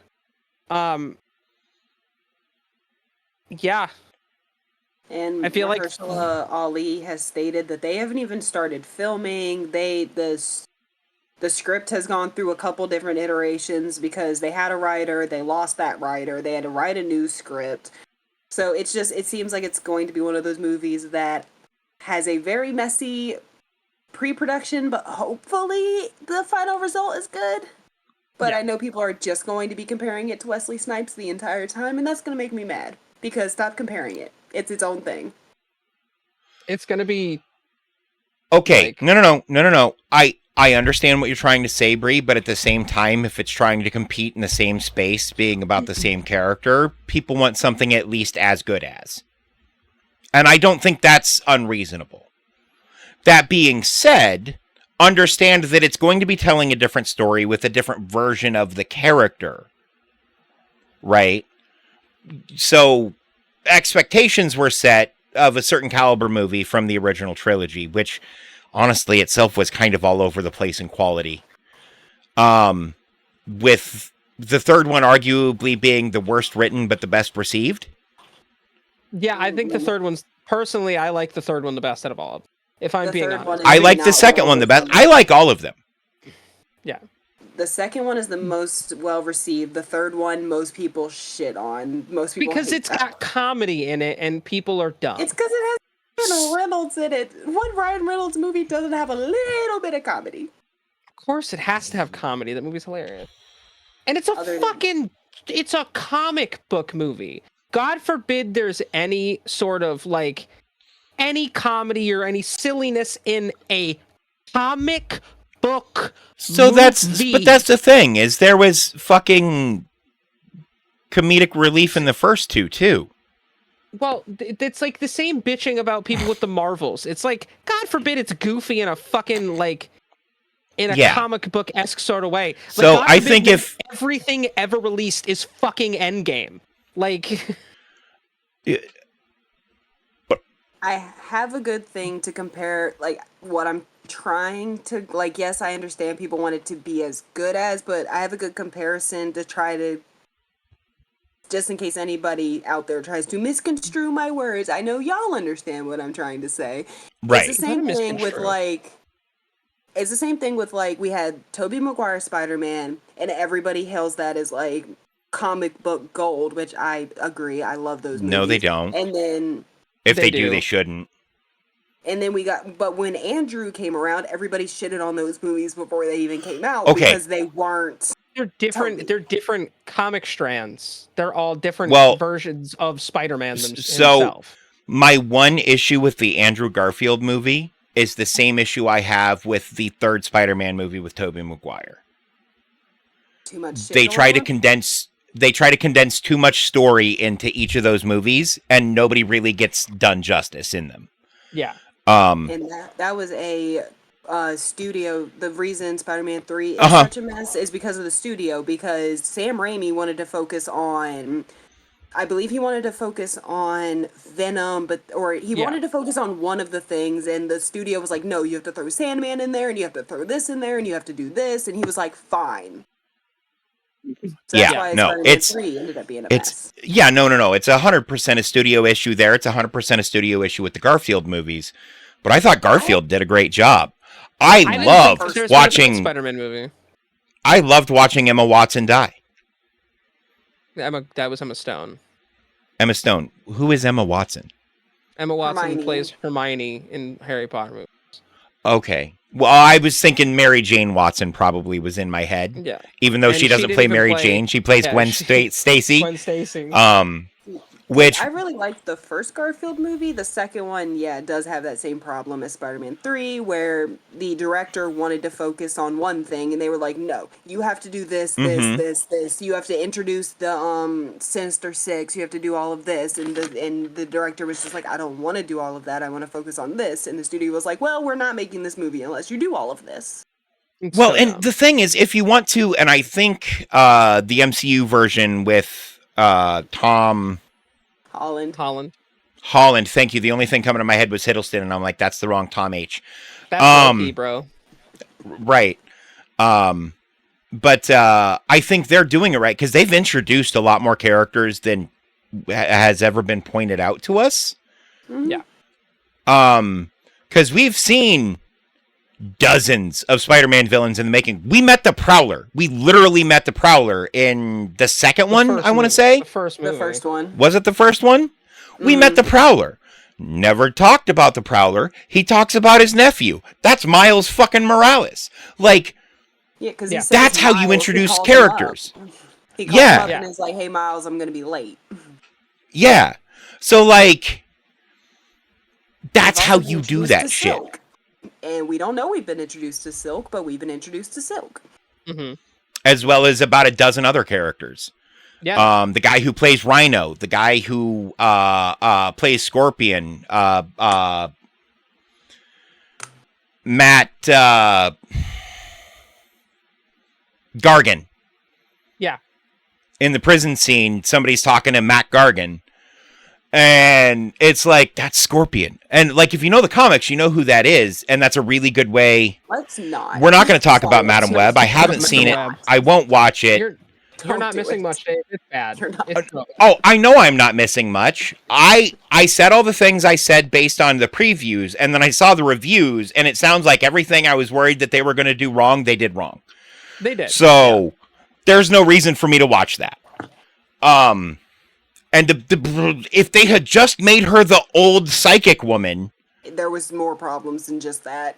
There was way. no, I know, but like that would have reframed the whole story, and we would have had a different Probably. story. Yeah. That's not what happened. No, that's not what happened. What happened instead was they fucked it up. Saying They all did. of that, I just want people to give the new Blade movie a chance before they. Oh, yeah. Before they're like, but it's not Wesley Snipes. Okay. We have Okay, but 1,000 Wesley Snipes is Batmans. living in a foreign country evading taxes. So, like, you know. Nah, he's good now. He did his time. I was like, we have Oh, a did he? bunch of Okay. different Batmans. We have a He's bunch good. of different Supermans. We have a million different Jokers. Like, we have a bunch of different Spider-Mans. We have a bunch of different versions of characters. Just Do we get have a through million different Jokers? it. Let's see. I guess we do have quite a few. Mark Hamill, Heath Ledger, Caesar Caesar Romero. Jack Nicholson, Jared Leto, Barry Keoghan, Joaquin Phoenix. Joaquin Phoenix. Okay, time out. And until Barry Keoghan is given the name Joker in a billing, has not played the Joker. Period. He's going to in the I don't next care one. what people are saying. Right?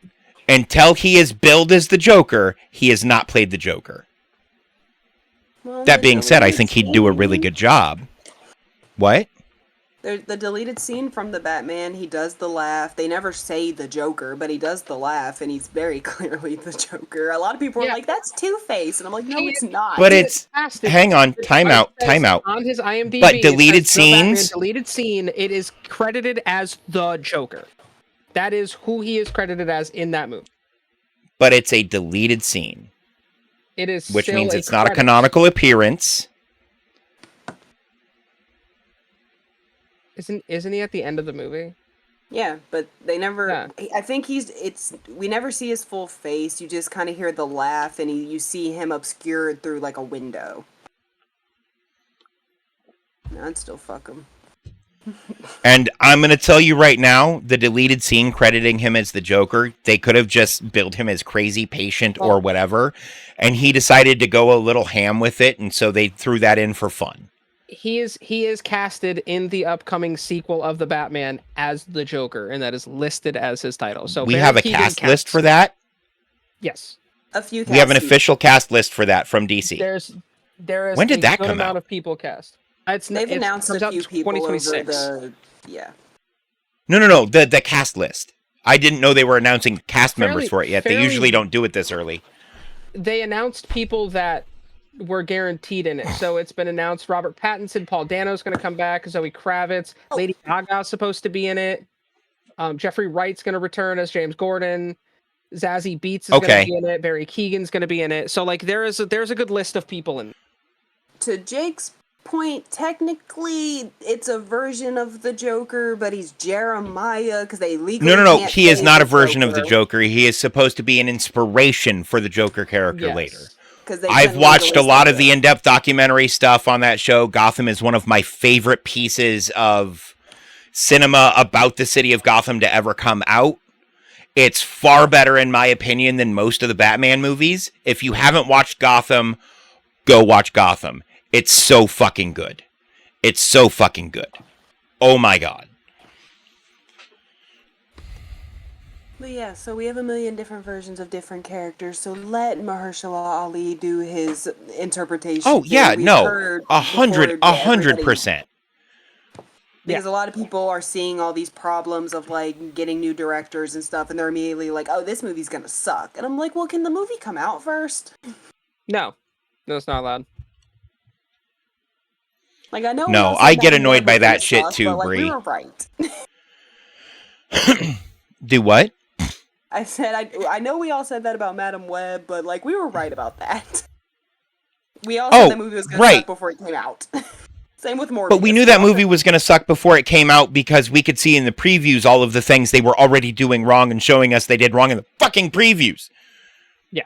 Yep. So the only things I'm holding out hope for is Venom 3, which even though I'm not a big fan of the second one, I do enjoy the chemistry between Venom and Eddie. So I'm excited for the third one. It's fucking Tom Hardy. That man would have chemistry with a rock, and I don't know fucking how. Yeah. And then I'm still holding I mean, out look hope at the for chemistry Clayton. in The Dark Knight Rises. Look at the chemistry between him and Bruce Wayne / Batman. I can't remember the actor's name now. Christian Oh, which Bale. movie? Oh, Christian Bale's character, yes. Is so good. Why is it that good? He's the fucking villain. Because it's Tom Hardy. It's Tom Hardy. He works and plays well with others. Marked on his report card right there.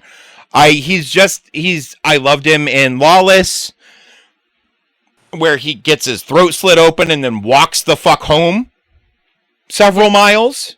And they're like, "The fuck happened to you?" And he's like, "Eh," and tapes it up and goes to bed. And you're just like, strong silent type. All right. That man's terrifying. No, I'm excited for Blade. I think it's going to be great. I'm kind of sad that the tease for it came at the end of Eternals. And it was barely a tease because And most people didn't know that was even Blade. Yeah. No, and that's but they had they had a just as big character that they were also teasing in that same fucking scene. Oh, what was it? It's something Knight. The Black right? Knight. The Black Black Knight. Black Knight. Yeah, because Kit Harington is supposed to play that character. Play the Black Knight, yeah. Yeah. And it's funny to me because the end of the movie is two guys whose whole deal is about a sword. Blade is named after, like, he's called Blade because he carries a katana and chops people the fuck up. Yeah. And the Black Knight is a Black Knight because he wields the Black Blade. Yeah. Unironically wields the Black Blade. Yeah. That is unironic. But yeah, no, I'm curious to see where those characters go because we don't have a confirmation on the Black Knight, do we? We don't. And I'm going to tell you guys right now, the first Blade movie kind of sucks. The first one with Wesley Snipes, the writing's not great. The action scenes are all really well choreographed because it's a Wesley Snipes movie.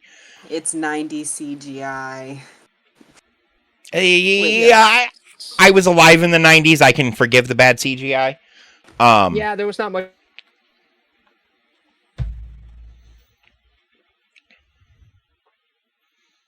I think his computer got distracted again.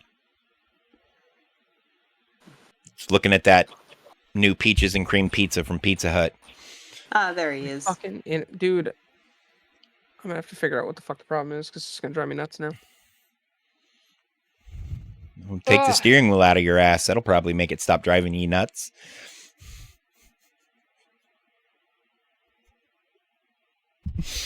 You should be ashamed, Dave. Oh, I am. Always. Hey, I have a different button for that.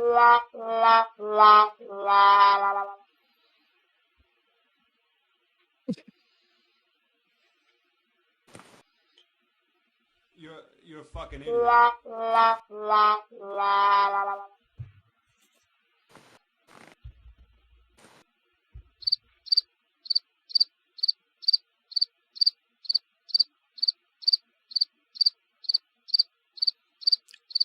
Hey, he's unfrozen.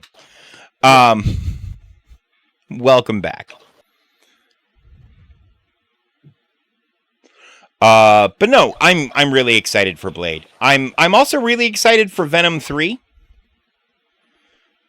I have questions, and y'all will probably make sense of the questions because he's in the same outfit that he is in at the end of Spider-Man No Way Home. He's in that vacation Hawaiian shirt, and so I'm like, okay, does this take place while he's in the MCU universe, or is it right after he gets back?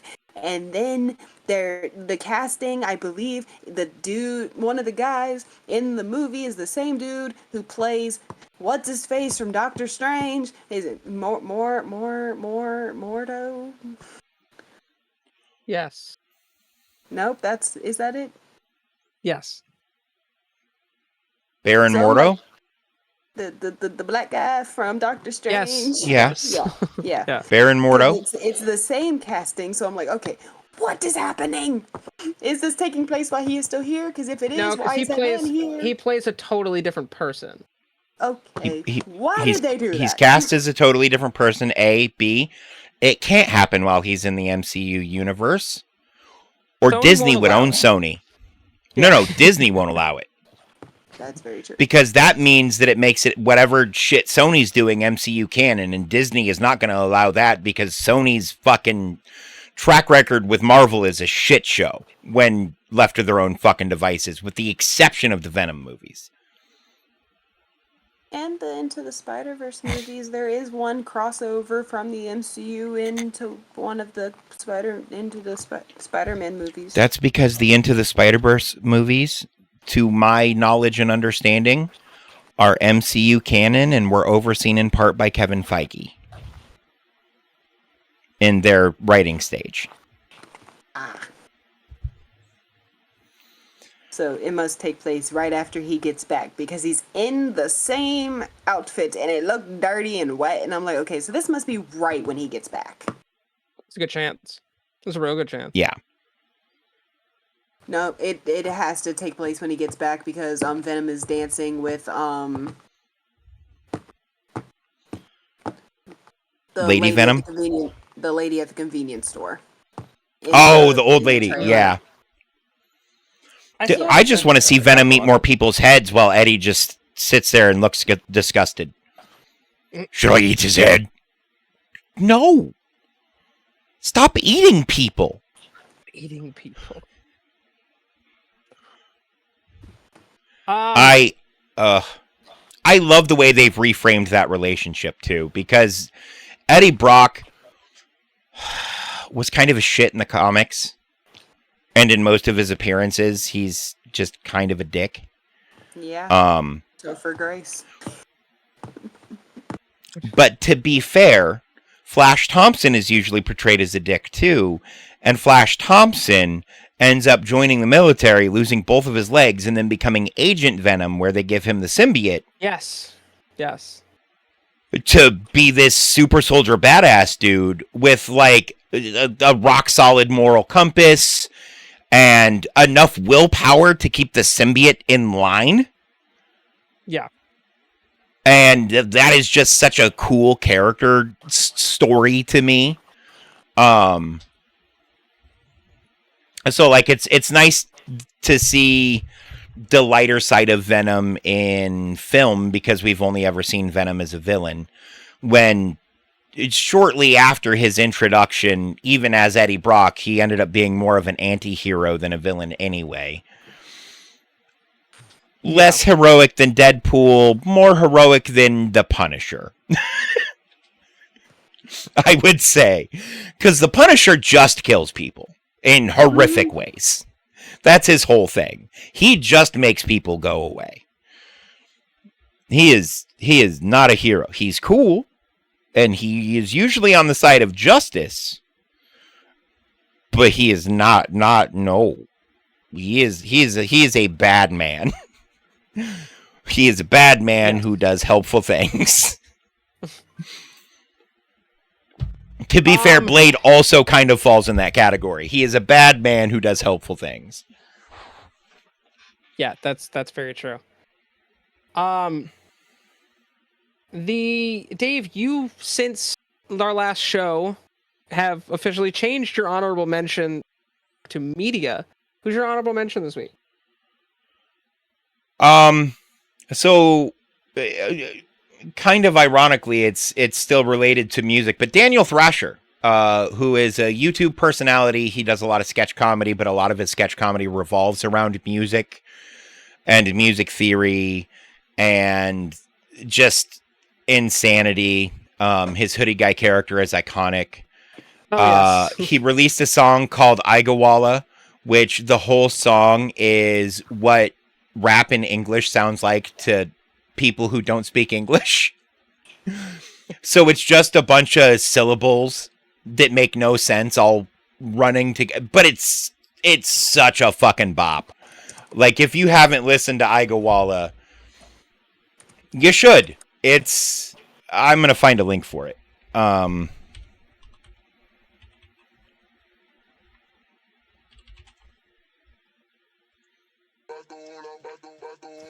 I will be right back. Okay. Have you heard this song, Bree? I'm afraid. Let me. Hold on. I will share my screen with you. And Daniel Thrasher is a content creator. We shouldn't get dinged on this. Don't be afraid. It is unironically really good. But it focuses on like the musicality behind the stuff instead of the actual word content.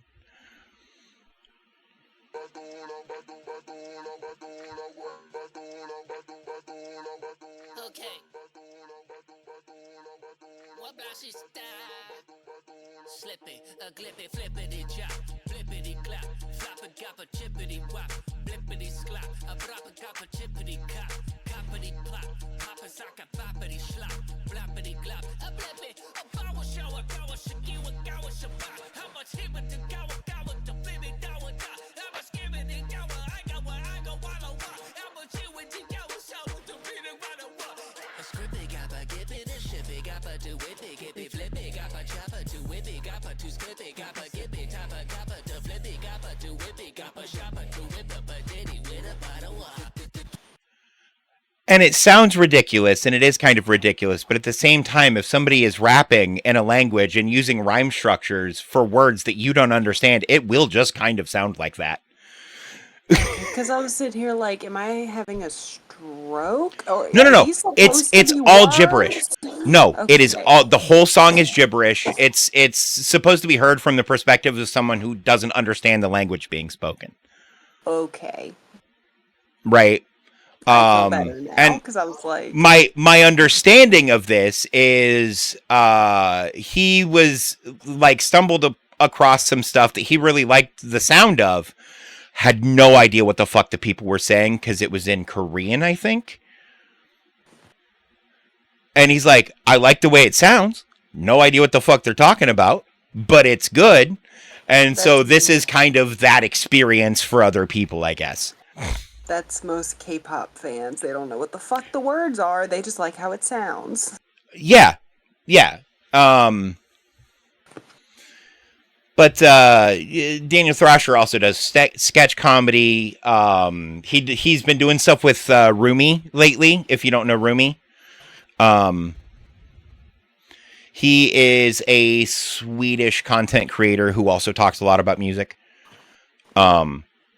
He's been involved in basically every song PewDiePie's ever done as one of the writers because he's an actual musician. PewDiePie does music? I thought he just played games.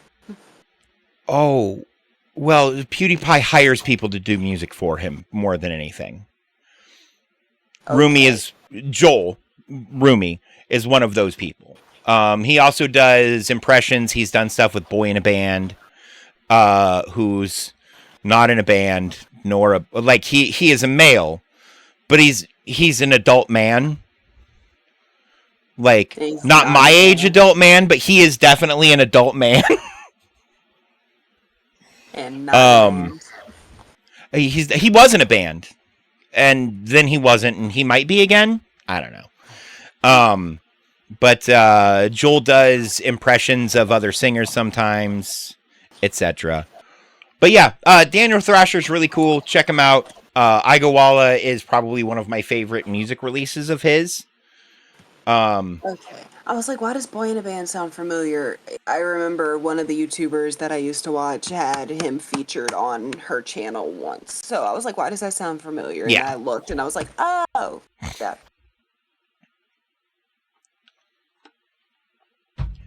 Yeah, and he does stuff with, they all end up doing stuff together, right? Like, all of the music people on YouTube eventually find each other. Because, like, Davey504, who's probably the most subscribed to bass-centric channel on YouTube.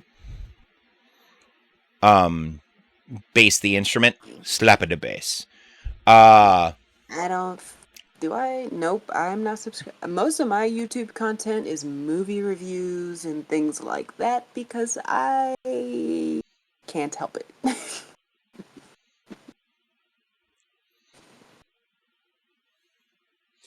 Do you know who Darnell Bradley is? Nope. The only music YouTubers that I'm familiar with is Todrick Hall, and then there was Bart Baker who used to do parodies of songs on YouTube, and they were hilarious. And that's about my extent of music on YouTube. Fair. I'll show you some stuff because there's actually some really, really good stuff.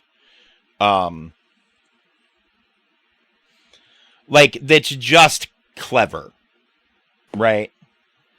But, like, the good kind of clever, not like the, oh, fuck you sort of shit, but like the, oh, I never thought about it that way. That's an interesting way to look at a thing, right?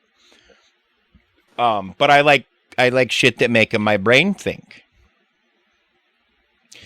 And Igawala kind of tickles that itch for me. There are a bunch of people who've like done a react to it, right? Mm-hmm. And by and large, people seem to enjoy it, even though nobody knows what's being said. Not even Daniel, who wrote the damn song. Because that's the point. It's supposed to be unknowable. Simlish. Or Yes. Simlish. Yes. He basically wrote a song in Simlish. Yeah. That's what Igawala is.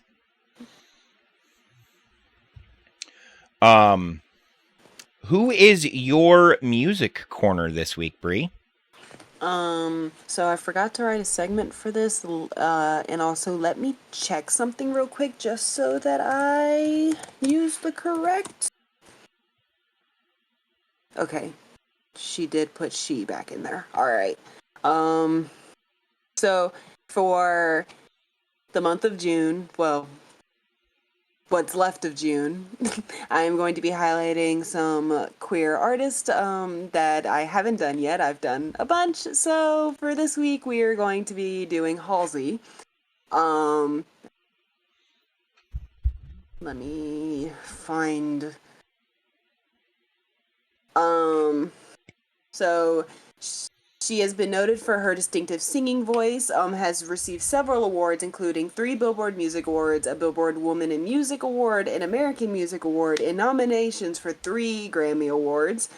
She was included on Time's annual list of the 100 most influential people in the world in 2020. She, for a while, fell into the aesthetic of 2014 Tumblr era, which I fell into. So it did for one album. It was like one album that all of the sad, emo, depressed 2014-year-old teens listened to.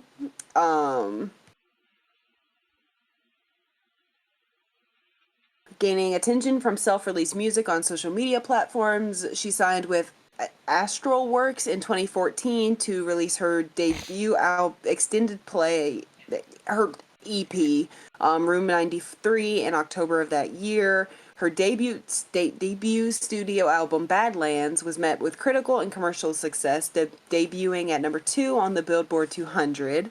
It received double platinum by the Recording Industry Association of America, likewise with its singles Colors, Gasoline, and New Americana, the latter of which became her first entry on the Billboard Hot 100 at number 60. She gained even more success in 2016 when she co-performed with the Chainsmokers on their single Closer, which you could not go an entire day without hearing that song on the radio. That song. I still love that song. Or in a supermarket, or literally everywhere. It was everywhere. Her second studio album, Hopeless Fountain Kingdom, embodied a more radio-friendly sound than her previous efforts. It peaked the Billboard 200, while its singles Now or Never and Bad at Love both reached the top 20 of the Billboard Hot 100, with the latter peaking in the top 5. Her third studio album, Manic, became her best-selling album worldwide. The lead single, Without Me, peaked the Billboard Hot 100, receiving diamond certification by the RIAA, and became her most commercially successful song as a lead artist.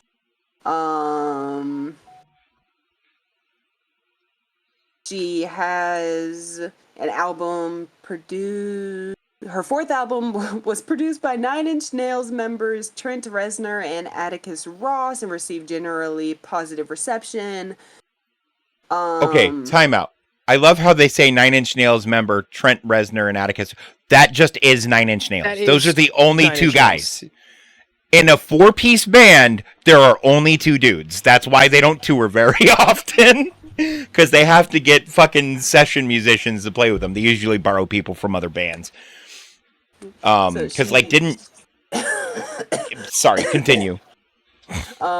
She has worked with many artists in the industry doing completely different sounds. Like, she has worked with people like Post Malone. She has worked with people like Machine Gun Kelly. She has started with like the more of 2014 I'm Sad Tumblr era and then also worked her way into more not heavy metal. What would it be? Rock considered? Nu metal. She's new metal. And, She's very nu metal adjacent.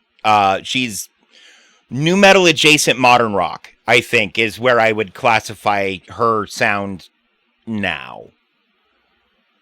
She's also worked with G-Eazy. So yeah, she's done a bunch of different sound, worked with a bunch of different people, and she is great.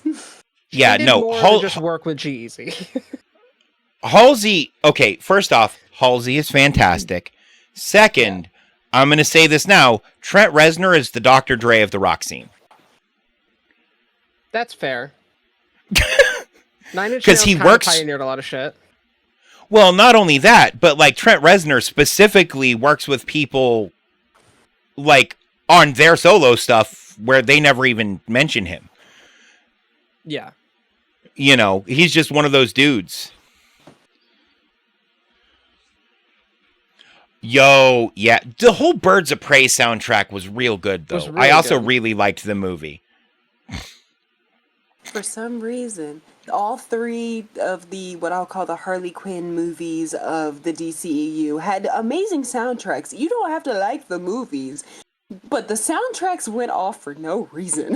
The soundtracks were good. I like all 3 of the movies. The weakest one and I'm this is controversial, but I think the weakest one is the second Suicide Squad movie, because I don't remember if it has the or not. It does. No, yeah. Okay, so I think the weakest one is the Suicide Squad. Most people would say it's the opposite. Suicide Squad is the first one I think is the worst I've ever seen, and I say no. I love that movie. Is it dumb? I wouldn't say it's the worst movie I've ever seen. It's definitely not it's dumb in the same way that like the Val Kilmer / Nipple Batman? Sure. It's the same energy as the Nipple Batman movies, which I also love. People don't like those movies either, but I loved them as a kid, so I've kind of grown an appreciation for them. Yeah, no, I loved them as a kid too. I still love them. Are they terrible movies? Fuck yes. They're awful. Also, can we get Jai Courtney in a fucking decent superhero or villain role? Because he's just incredible. Can we get Jai Courtney in like anything Marvel? I would love to see him as Wolverine.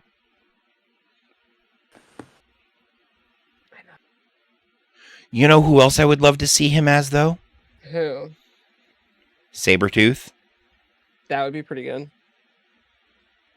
Because Sabretooth also kind of eventually becomes an anti... What is it with, like, the iconic villains just end up becoming anti-heroes? I don't know. Because Deadpool was a villain. He's now an anti-hero. Sabretooth was a villain. He's basically an anti-hero. Venom was a villain. He's... on the cusp. Just dead-ass a hero now in some iterations. Agent Venom being a good example of just being a hero. But no, Halsey's great. All 3 of those movies are good for their own reasons, none of them being because of the writing in Birds of Prey was pretty good. The writing in the other 2 was a little lackluster, but the second one gave us Peacemaker, which I hate the Peacemaker, but you're supposed to. Yeah, because he's such an asshole. Can you really hate John Cena? No. Yes. No, you can't. No, you can't hate John. It's hard for me to feel anyway about someone I can't see.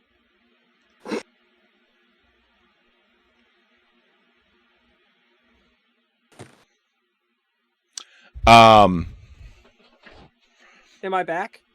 Yep, you're back. Okay, no, John Cena is such a good human being that I don't know how anyone can actually hate him. But the character of the Peacemaker is supposed to be hateable. And he is. In the perfect quantities, right? He doesn't overdo it. And it's, when I heard it was John Cena, I'm like, okay, at least they have someone who as a person is likable. Because balancing the level of hate that you need hateable that you need to be is not an easy thing to pull off as any role. Right. And then but yeah, Halsey's great. Like, fuck him. He killed who? He killed Rick Flag, and I was like, fuck you. Oh, I hated Flag. I didn't like him in the first one. I loved him in the second one. Oh, I just don't like the character. Ah. Rick Flag is a DC attempt at Captain America that's real bad. Like, once you understand that's supposed to be DC's Captain America and he falls so short in every fucking aspect, especially when they have better stand-ins for Captain America than Rick fucking Flag. Like, Superman is more analogous to Captain America than probably any other, because they're both Boy Scouts dressed in blue and red. Yeah. Cap carries a shield. Superman wears one on his chest. I mean, and I don't hate Superman. I just hate all of the live-action portrayals of him so far, by the way. I want to make that clear. Because it's really hard to write for a character that powerful. Right? Like, that's just a hard thing to do. That's why they've left... What? Then you end up with Homelander from The Boys. Well, Yes. Homelander, yeah. Homelander is the logical conclusion of where Superman should have ended up if he didn't have decent parents. Luckily, he had decent parents and was humanized. Brightburn. The problem is basically Brightburn. The problem is they don't humanize him in the movies because they don't have enough time to humanize him in the movies. Well, they spent 2 hours. That movie was so fucking long. I like Man of Steel. It was just so fucking long. End already. Jesus Christ. Yeah, Well, it's like Kong Skull Island. Get to the fuck... Jack Black, I love you. I'm watching this movie because I want to see a big fucking monkey. Where's the monkey? Get to the fucking monkey. Well, Jack Black was in the Peter Jackson King Kong movie, not Skull Island. I'll say Tom Hiddleston and I think Samuel L. Jackson. Yeah, Tom Hiddleston, Samuel L. Jackson, and Brie Larson were in Kong Skull Island. But yeah, no. Speaking the of Brie Peter Jackson Larson, King Kong is long as fuck.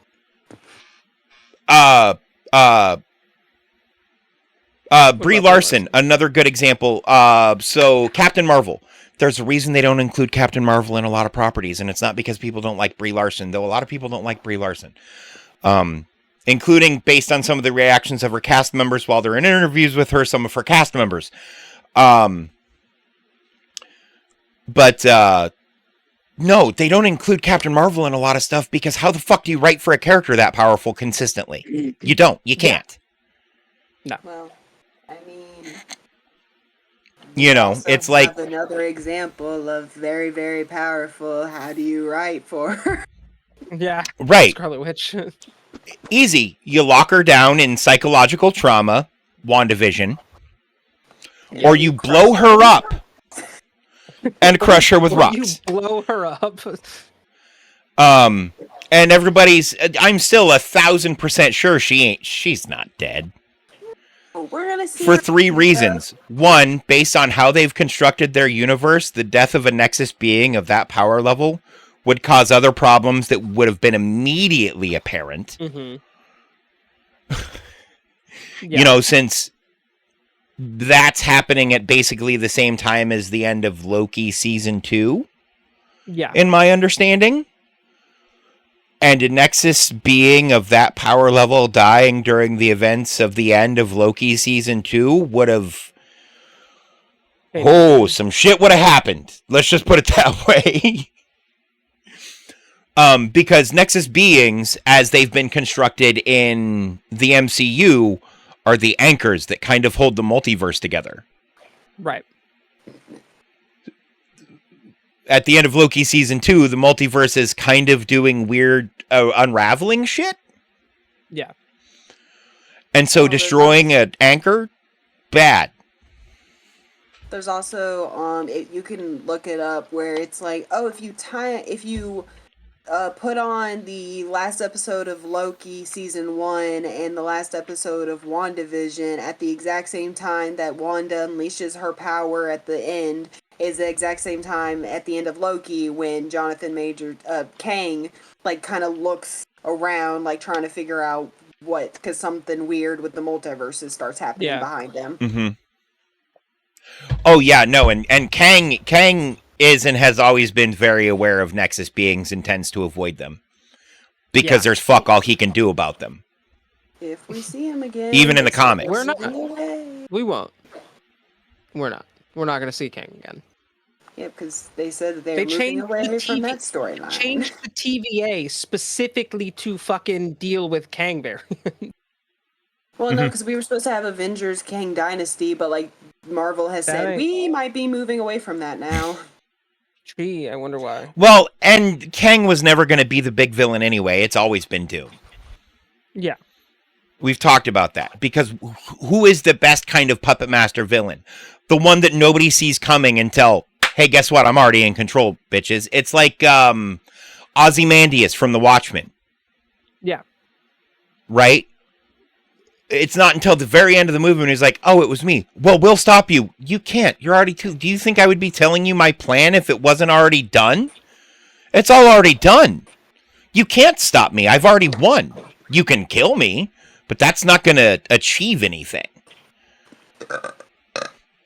And that's kind of how Doom operates, even in the comics. Like, it's unless it's a Fantastic Four comic where his writing has always been a little lackluster. It's not until the very end that you realize Doom is even involved, and then Stark's like, him again? The fuck? No, not in the comics. Don't forget the Doom's writing in the movies. I love the 2000s Fantastic Four movies, but Doom kind of plays his hand very early. Yeah. And then we get does. Cloud. We get Cloud collected. I've heard they're going to do Galactus as the villain for Fantastic Four. Yes, they've casted that. And so you want to know what the problem with that is? How are they gonna do it? You can't... Visually. No. Visually is actually not a problem because you do him the same way that you do the Celestials. Yeah. Because he's the same size as the Celestials. Because I'm like, that motherfucker is big as fuck. Just make him a cloud again. Yeah. Don't. Girl. Hey, as a I kid, will fire. I will realize- fire you I didn't if realize you he wasn't suggest supposed to that be a shit cloud. again. We deserve a decent Fantastic Four, and Galactus deserves to have a fucking body. Okay. Again, But all of that being said, the doing Galactus I don't think is the hard part. The hard part is how do you introduce Galactus without any hints of his existence prior to in other properties? Because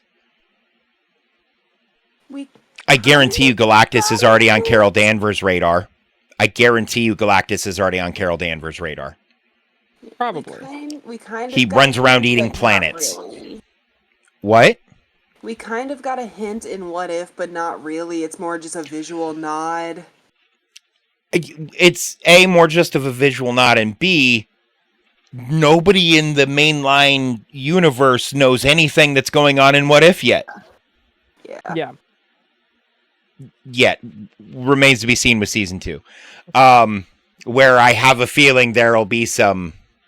Well, season 2 already came out. We have season 3 upcoming. We're waiting for season 3. Wait, what was in... Did I watch What If season 2? Yes, did. remember We there was discussed the it. episode that wasn't in English and you had problems because none of it was in English. And there was the one Native American girl with the blue powers. Oh, yeah. And Yeah. there was too much Peggy. I thought Peggy was fine, but No, there's too much Peggy for Brie. she's a Brie handsome doesn't woman. like. Brie does not like Peggy at all. I Brie like wants Peggy- Peggy to be the least important character. I like Peggy in the first Captain America movie, and I'm sure she's great in Agent Carter. I haven't seen it, but I don't like how they're doing her, turning her into the main character of fucking What If. Like, there are so many other characters that are more interesting. She's just female Steve Rogers. We already have Steve Rogers. Do something different. Give me Sam. So, couple things. One, I don't know if you're aware of this, but Peggy Carter, Captain Britain, was a huge recurring and main focal point character in the What If comics? I don't care. I See, that's the well. A. Guess what you're not getting. B. I don't know that Sam has ever been in a What If comic. Sam wasn't. He wasn't. He was Ever. This is not. He was dead in the zombies episode. Yeah. This Bree, this whole What If show is based off of the comics. The whole It's 100% having based off Sam- of yeah. Yeah, having Sam as the Captain America, that's coming. But they're different things. Completely different. Well, I you just should hope care. they let Sam keep his fucking wings, because when in the comics, when Sam becomes Captain America, he keeps his wings. Yeah. Based on And the- if you don't well, let the these man are- keep his wings, what the fuck? He doesn't have superpowers, and he doesn't Yeah. have super soldier serum, and you took away his wings? Well, Falcon That's and just a Winter dude Soldier with do a that. shield. You fucked that man. He gave his wings to He gave his original wings. Yeah, well, to- he has them. He has them in the show when he Yeah. when he becomes Captain America. So I imagine they'll keep the same. He suit. has new ones made for him by the Wakandans, Yeah. yeah, which is Because- super fucking cool. because we've gotten one image, like on-set image from the Captain America 4, and it kind of shows the costume, but he doesn't have the wings. But I don't know if the wings are going to be CGI or practical. It's probably going to be a combination of both, depending on the scene. So, like, if they're just closed on his back and it's a backpack, probably practical. But if they're doing shit, probably CGI. So, what the fuck is his name? I know The Hispanic dude. the first name is Joaquin, but I don't remember Yes. what he becomes. Right, yeah. He becomes a hero. I can't remember. It's a bird. He name. becomes the Falcon. Yeah. Is it? He just takes the name, the Falcon. Just like Sam takes the name Captain America. Captain America. No, I don't know if he takes the Falcon name. I think he takes a different name. I think he takes a different name. I think there are two versions of that character. That one is the Falcon and the other one is Red Wing. Well, Red Wing Or was something the like that? little, robot thing that Bucky was very happy to see get broken. Okay, it just says There's Code also a Name's Native Falcon. American version of the Falcon who we're never going to get to see because there's no way to do that without being... without doing the same stupid shit that they did to Echo. Let's put it that way.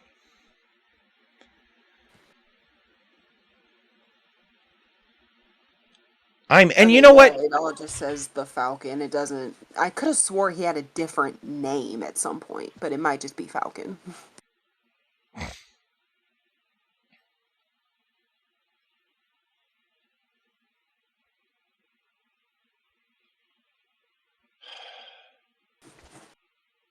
Ow!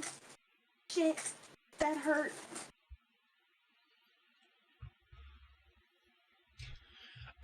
Am I justified in being upset at how dirty they did Echo?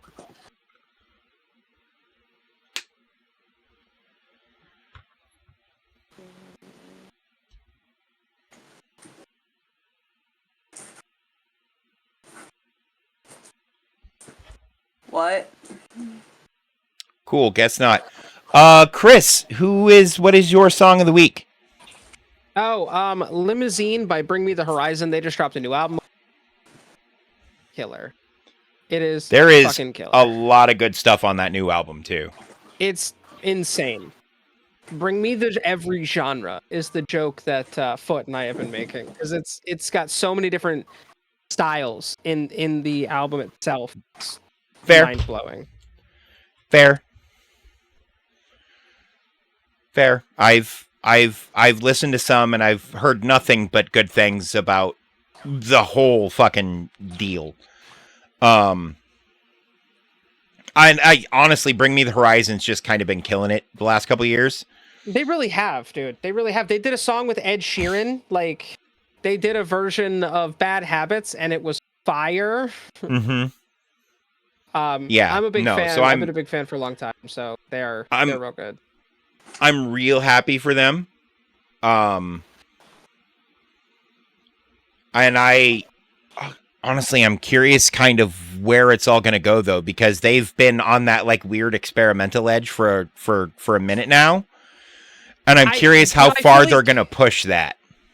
So I feel like we're starting to see that with a lot of metal fans, is they're kind of just doing whatever they want now.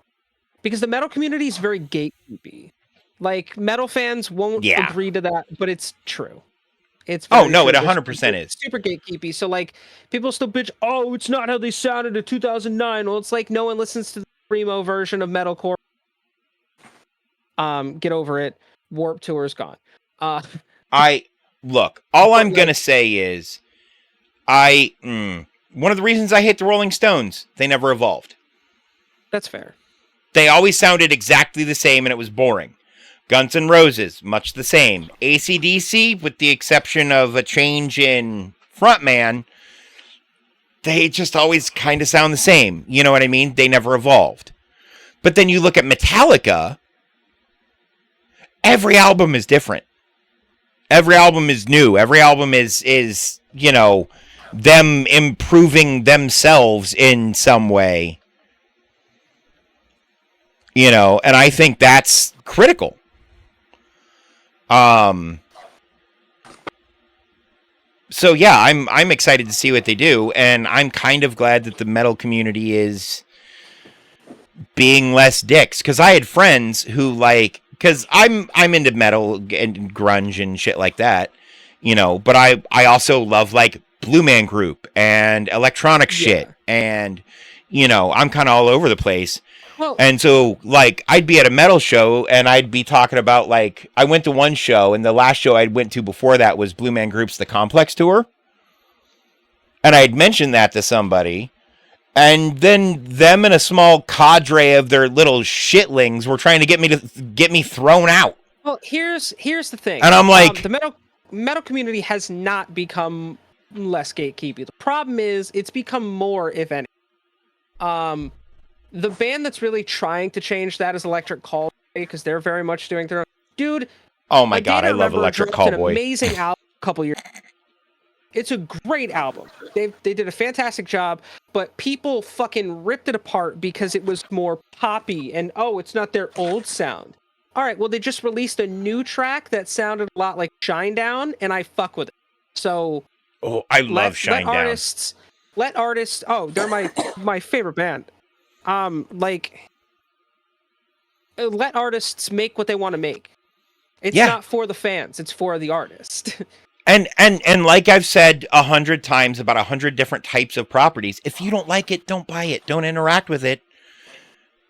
And that's how you make yourself heard. Don't be a dick to other fucking people for no reason, you pathetic, pedantic fuck. I've interacted a lot this week with people who are fucking... It's that same gatekeepy weird bullshit. From the Nintendo community, from the fucking... what was the other one that I sent you that I was talking about, Chris? I don't remember. I sent you a link to a Twitter post I made. You fucking retweeted it. Oh, yeah, dude. Listen. Oh, about Marvel stuff.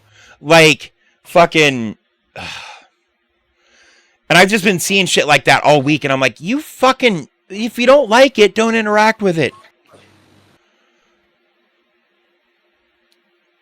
I hate people. They're dumb. Go, Bree. My song of the week... my song of the week is a song called Please, Please, Please by Sabrina Carpenter. And remember her earlier, I said that Druid would come up again. The music video... is a lot of people have said this is Sabrina hard launching her relationship. No, we all knew this was just the first music video that he was in of hers, and I don't know if this makes me mentally ill, but he is very hot in this music video. He plays a man that keeps getting arrested and has a gun and beats people up, and that's the hottest he's ever been. But the You might want to talk to somebody about that girl. yeah. Stockholm syndrome. Yeah. But the song itself, the song is for the girlies who have ever given a man a second chance. This song is for the girlies who have ever, and I don't take this literally. My next sentence. This song is for the girlies who have ever given an ugly dude a chance. This song is for basically because one of the lyrics is heartbreak is one thing, my ego's another. Please don't embarrass me, motherfucker. So that's why I say Okay. it's a song for the girlies who have ever had to defend their relationship to the people around them. And Sabrina, where was this song months ago when I needed it? When I decided to give a motherfucker a second chance and still got fucked over. Well, we all told you no, but you did it anyway. You know, And then we ended up being right. So this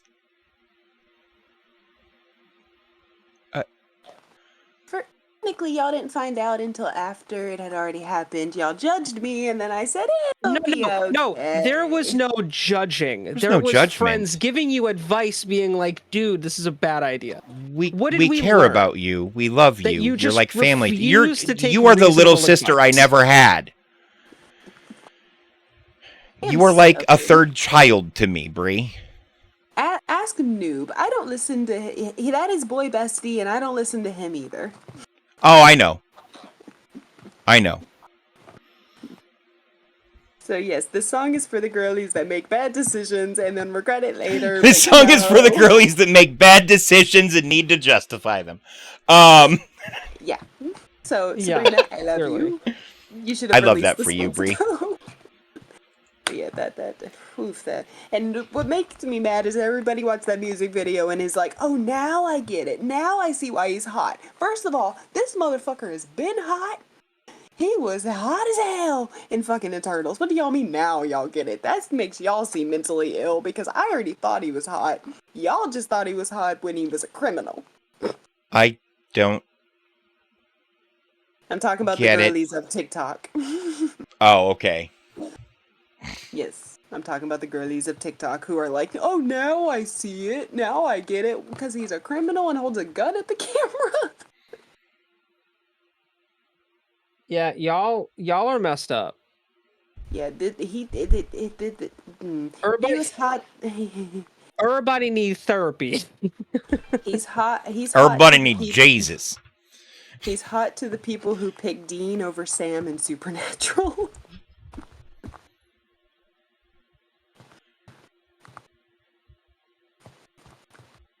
More early seasons Dean. It's the one, yeah.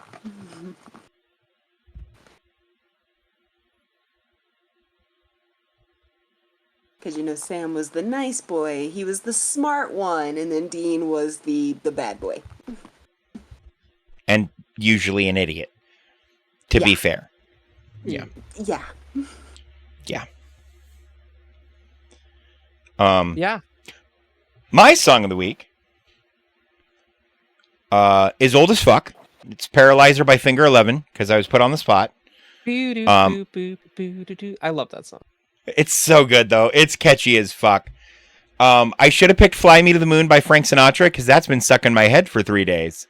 But I feel like I've done that one before because it gets stuck in my head for days at a time fairly often. So Paralyzer by Finger 11. I'm not paralyzed, but I seem to be struck by you. I watch the way you move because we're standing still. Dave, I know what it's not should've Lick been Your Body, but that's all that's in my head now. You know what should have been your song of the week, Dave? What? The new hit single "Smooth" by Smooth. Carlos Smooth Carlos by Rob Santana Thomas and and Carlos Thomas. Santana. We haven't done it yet this episode. I thought that'd be a I know. perfect time. I was waiting for somebody else to do it. I don't want it to be me every week because I sometimes I need to make sure I haven't pushed a bit too far. Oh, that's So- a brilliant bit.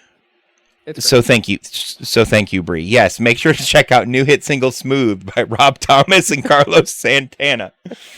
oh my god. Speaking of new things, you want me to spearhead the Nintendo Direct list? Go for it, big guy. Because I'll be skipping a lot of these. All right, first up, Legend of Zelda Echoes of Wisdom. My dick is so fucking hard for this game. It's the first game where we get to play as Zelda. She's basically a summoner, which is perfect because don't give Zelda a sword, give her magic. She's a fucking magic user, right?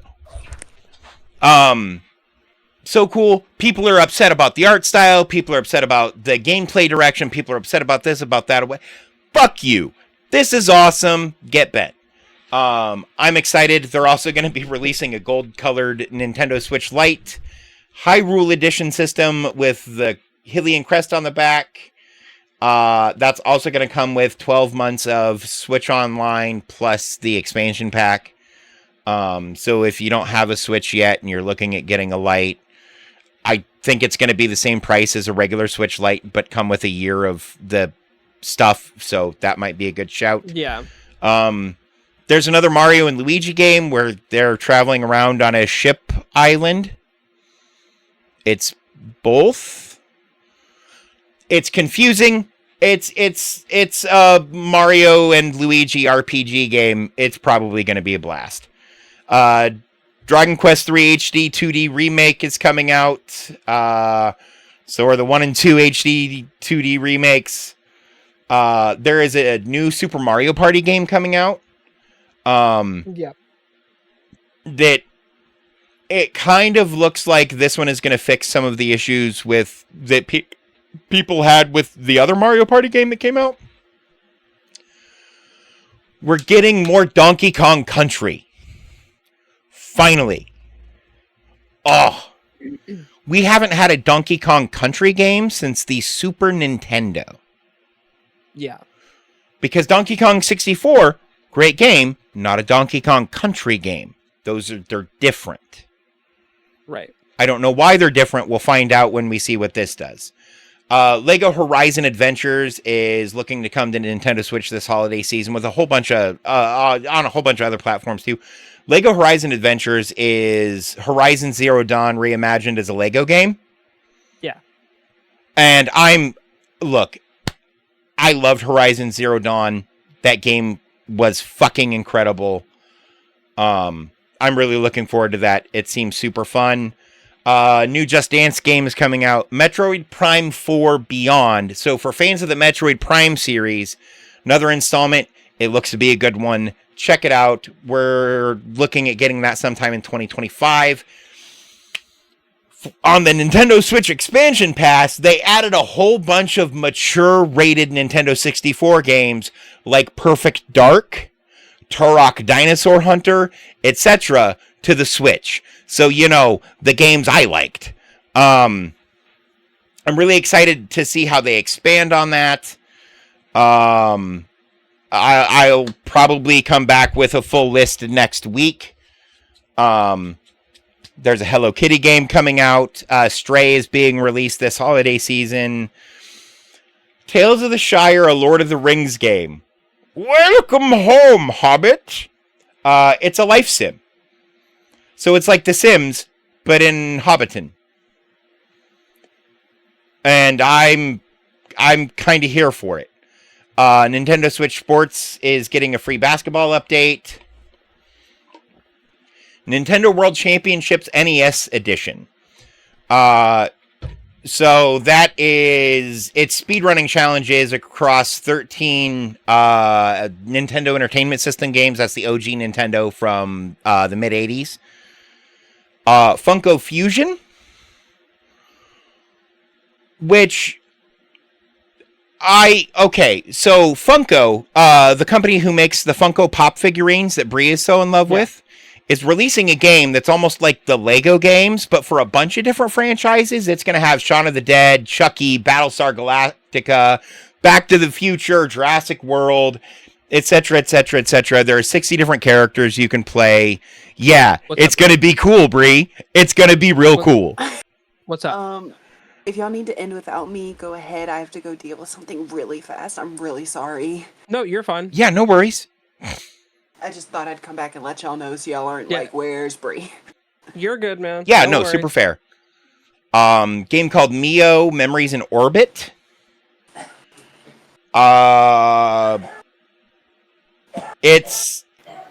It looks Jesus. like it's a tower defense-ish game, possibly, but it looks like it could be cool. Disney Illusion Island, the Mystery and Monoth free update. So there was an update to Disney Illusion Island.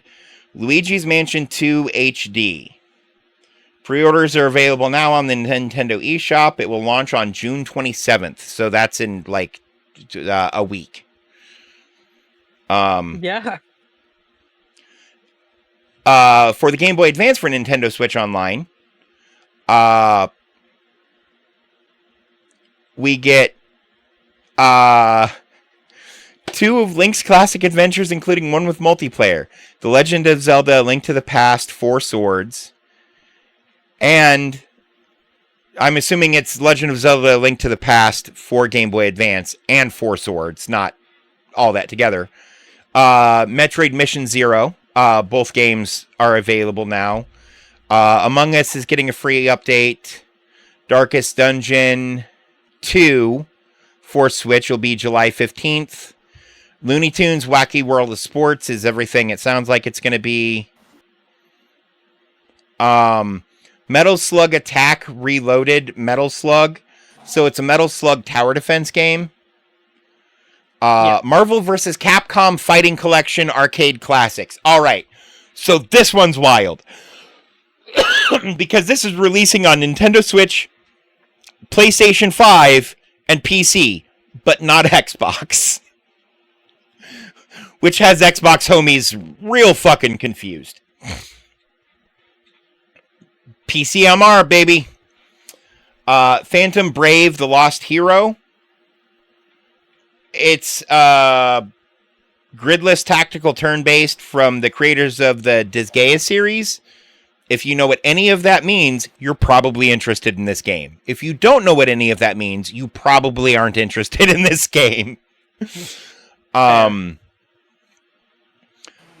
100-line Last Defense Academy. New game from the creators of the Danganronpa series. Protect school from mysterious enemies known as school invaders for 100 days. Romancing Ace Attorney Investigations Collection is coming September 6th. And that's all the news that's fit to print on that. But yeah, I'm really excited for the new Mario stuff. I'm really excited for the stuff that they're bringing to the expansion pass, like the new game stuff from the Nintendo 64. Because, dude, if they have Turok 2, there's a weapon in that game called the Cerebral Bore, where you basically shoot a drill with a pump attached to it that fires into somebody's head and pumps their brain out. It's great. That sounds incredibly violent.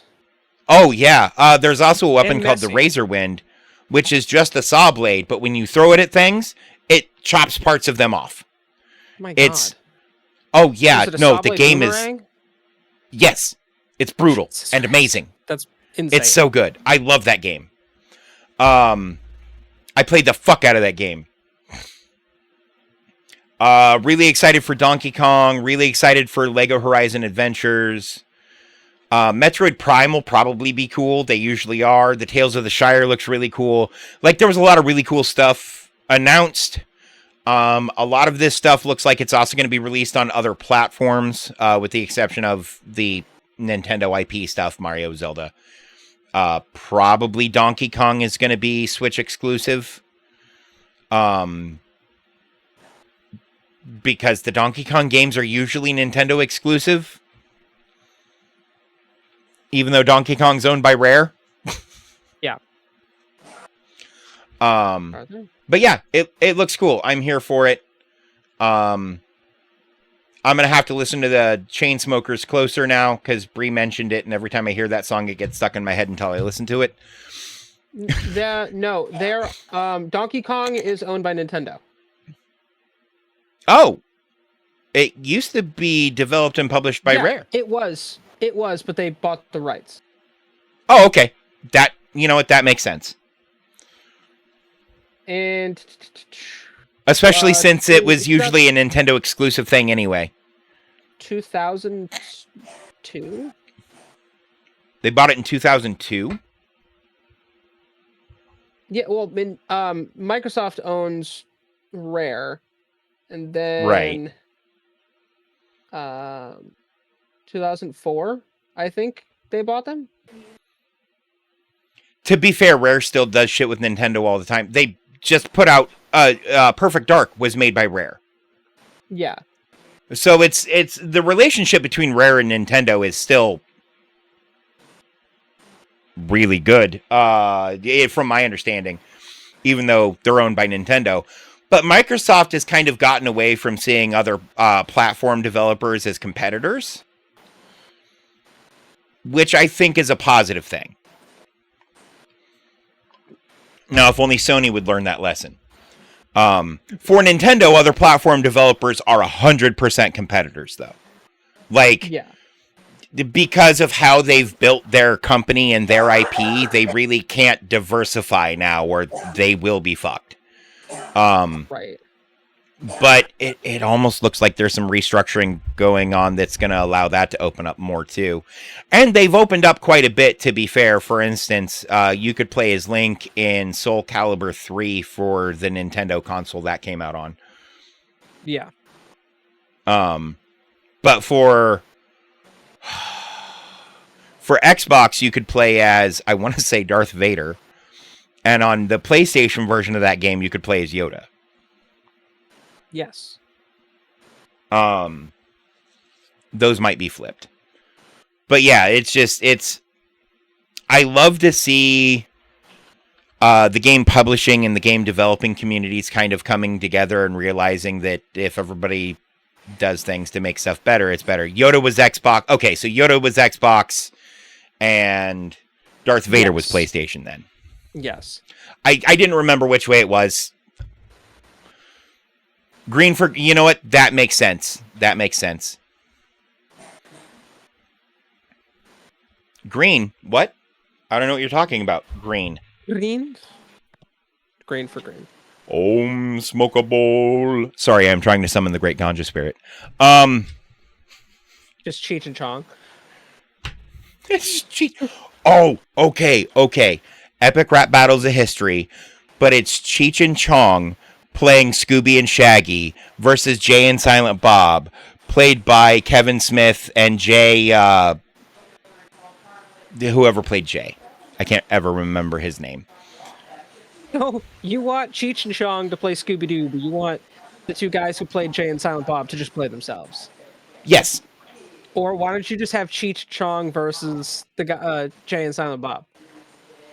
Because I think Cheech Marin would have more fun pretending to be Scooby-Doo than being himself. That's fair.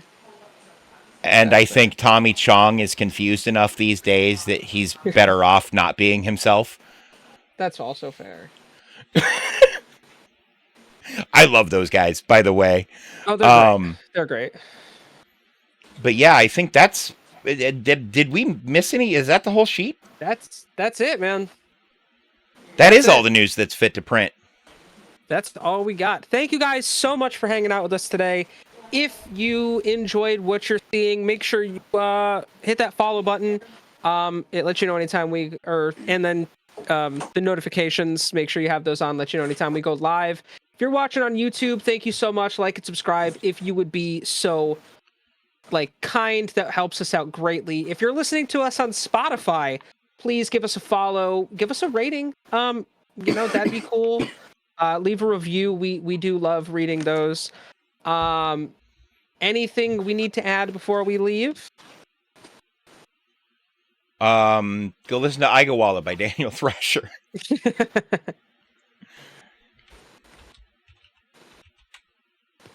Yeah, that's it. Keep it simple. Stay weird, guys. Oh, and before we go, fuck you. Bye.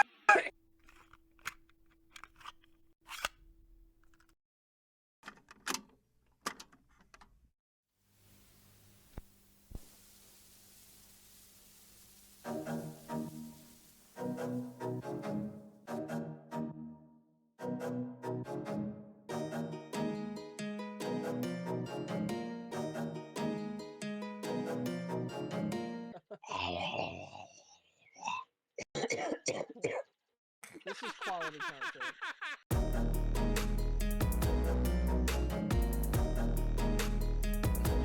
Dude is my age. Marcus is my age, and he's got like 50 years of fucking experience.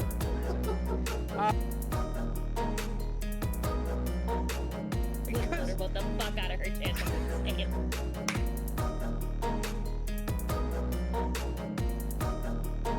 Louis Armstrong was the midwife that helped birth ska from the cloaca of punk.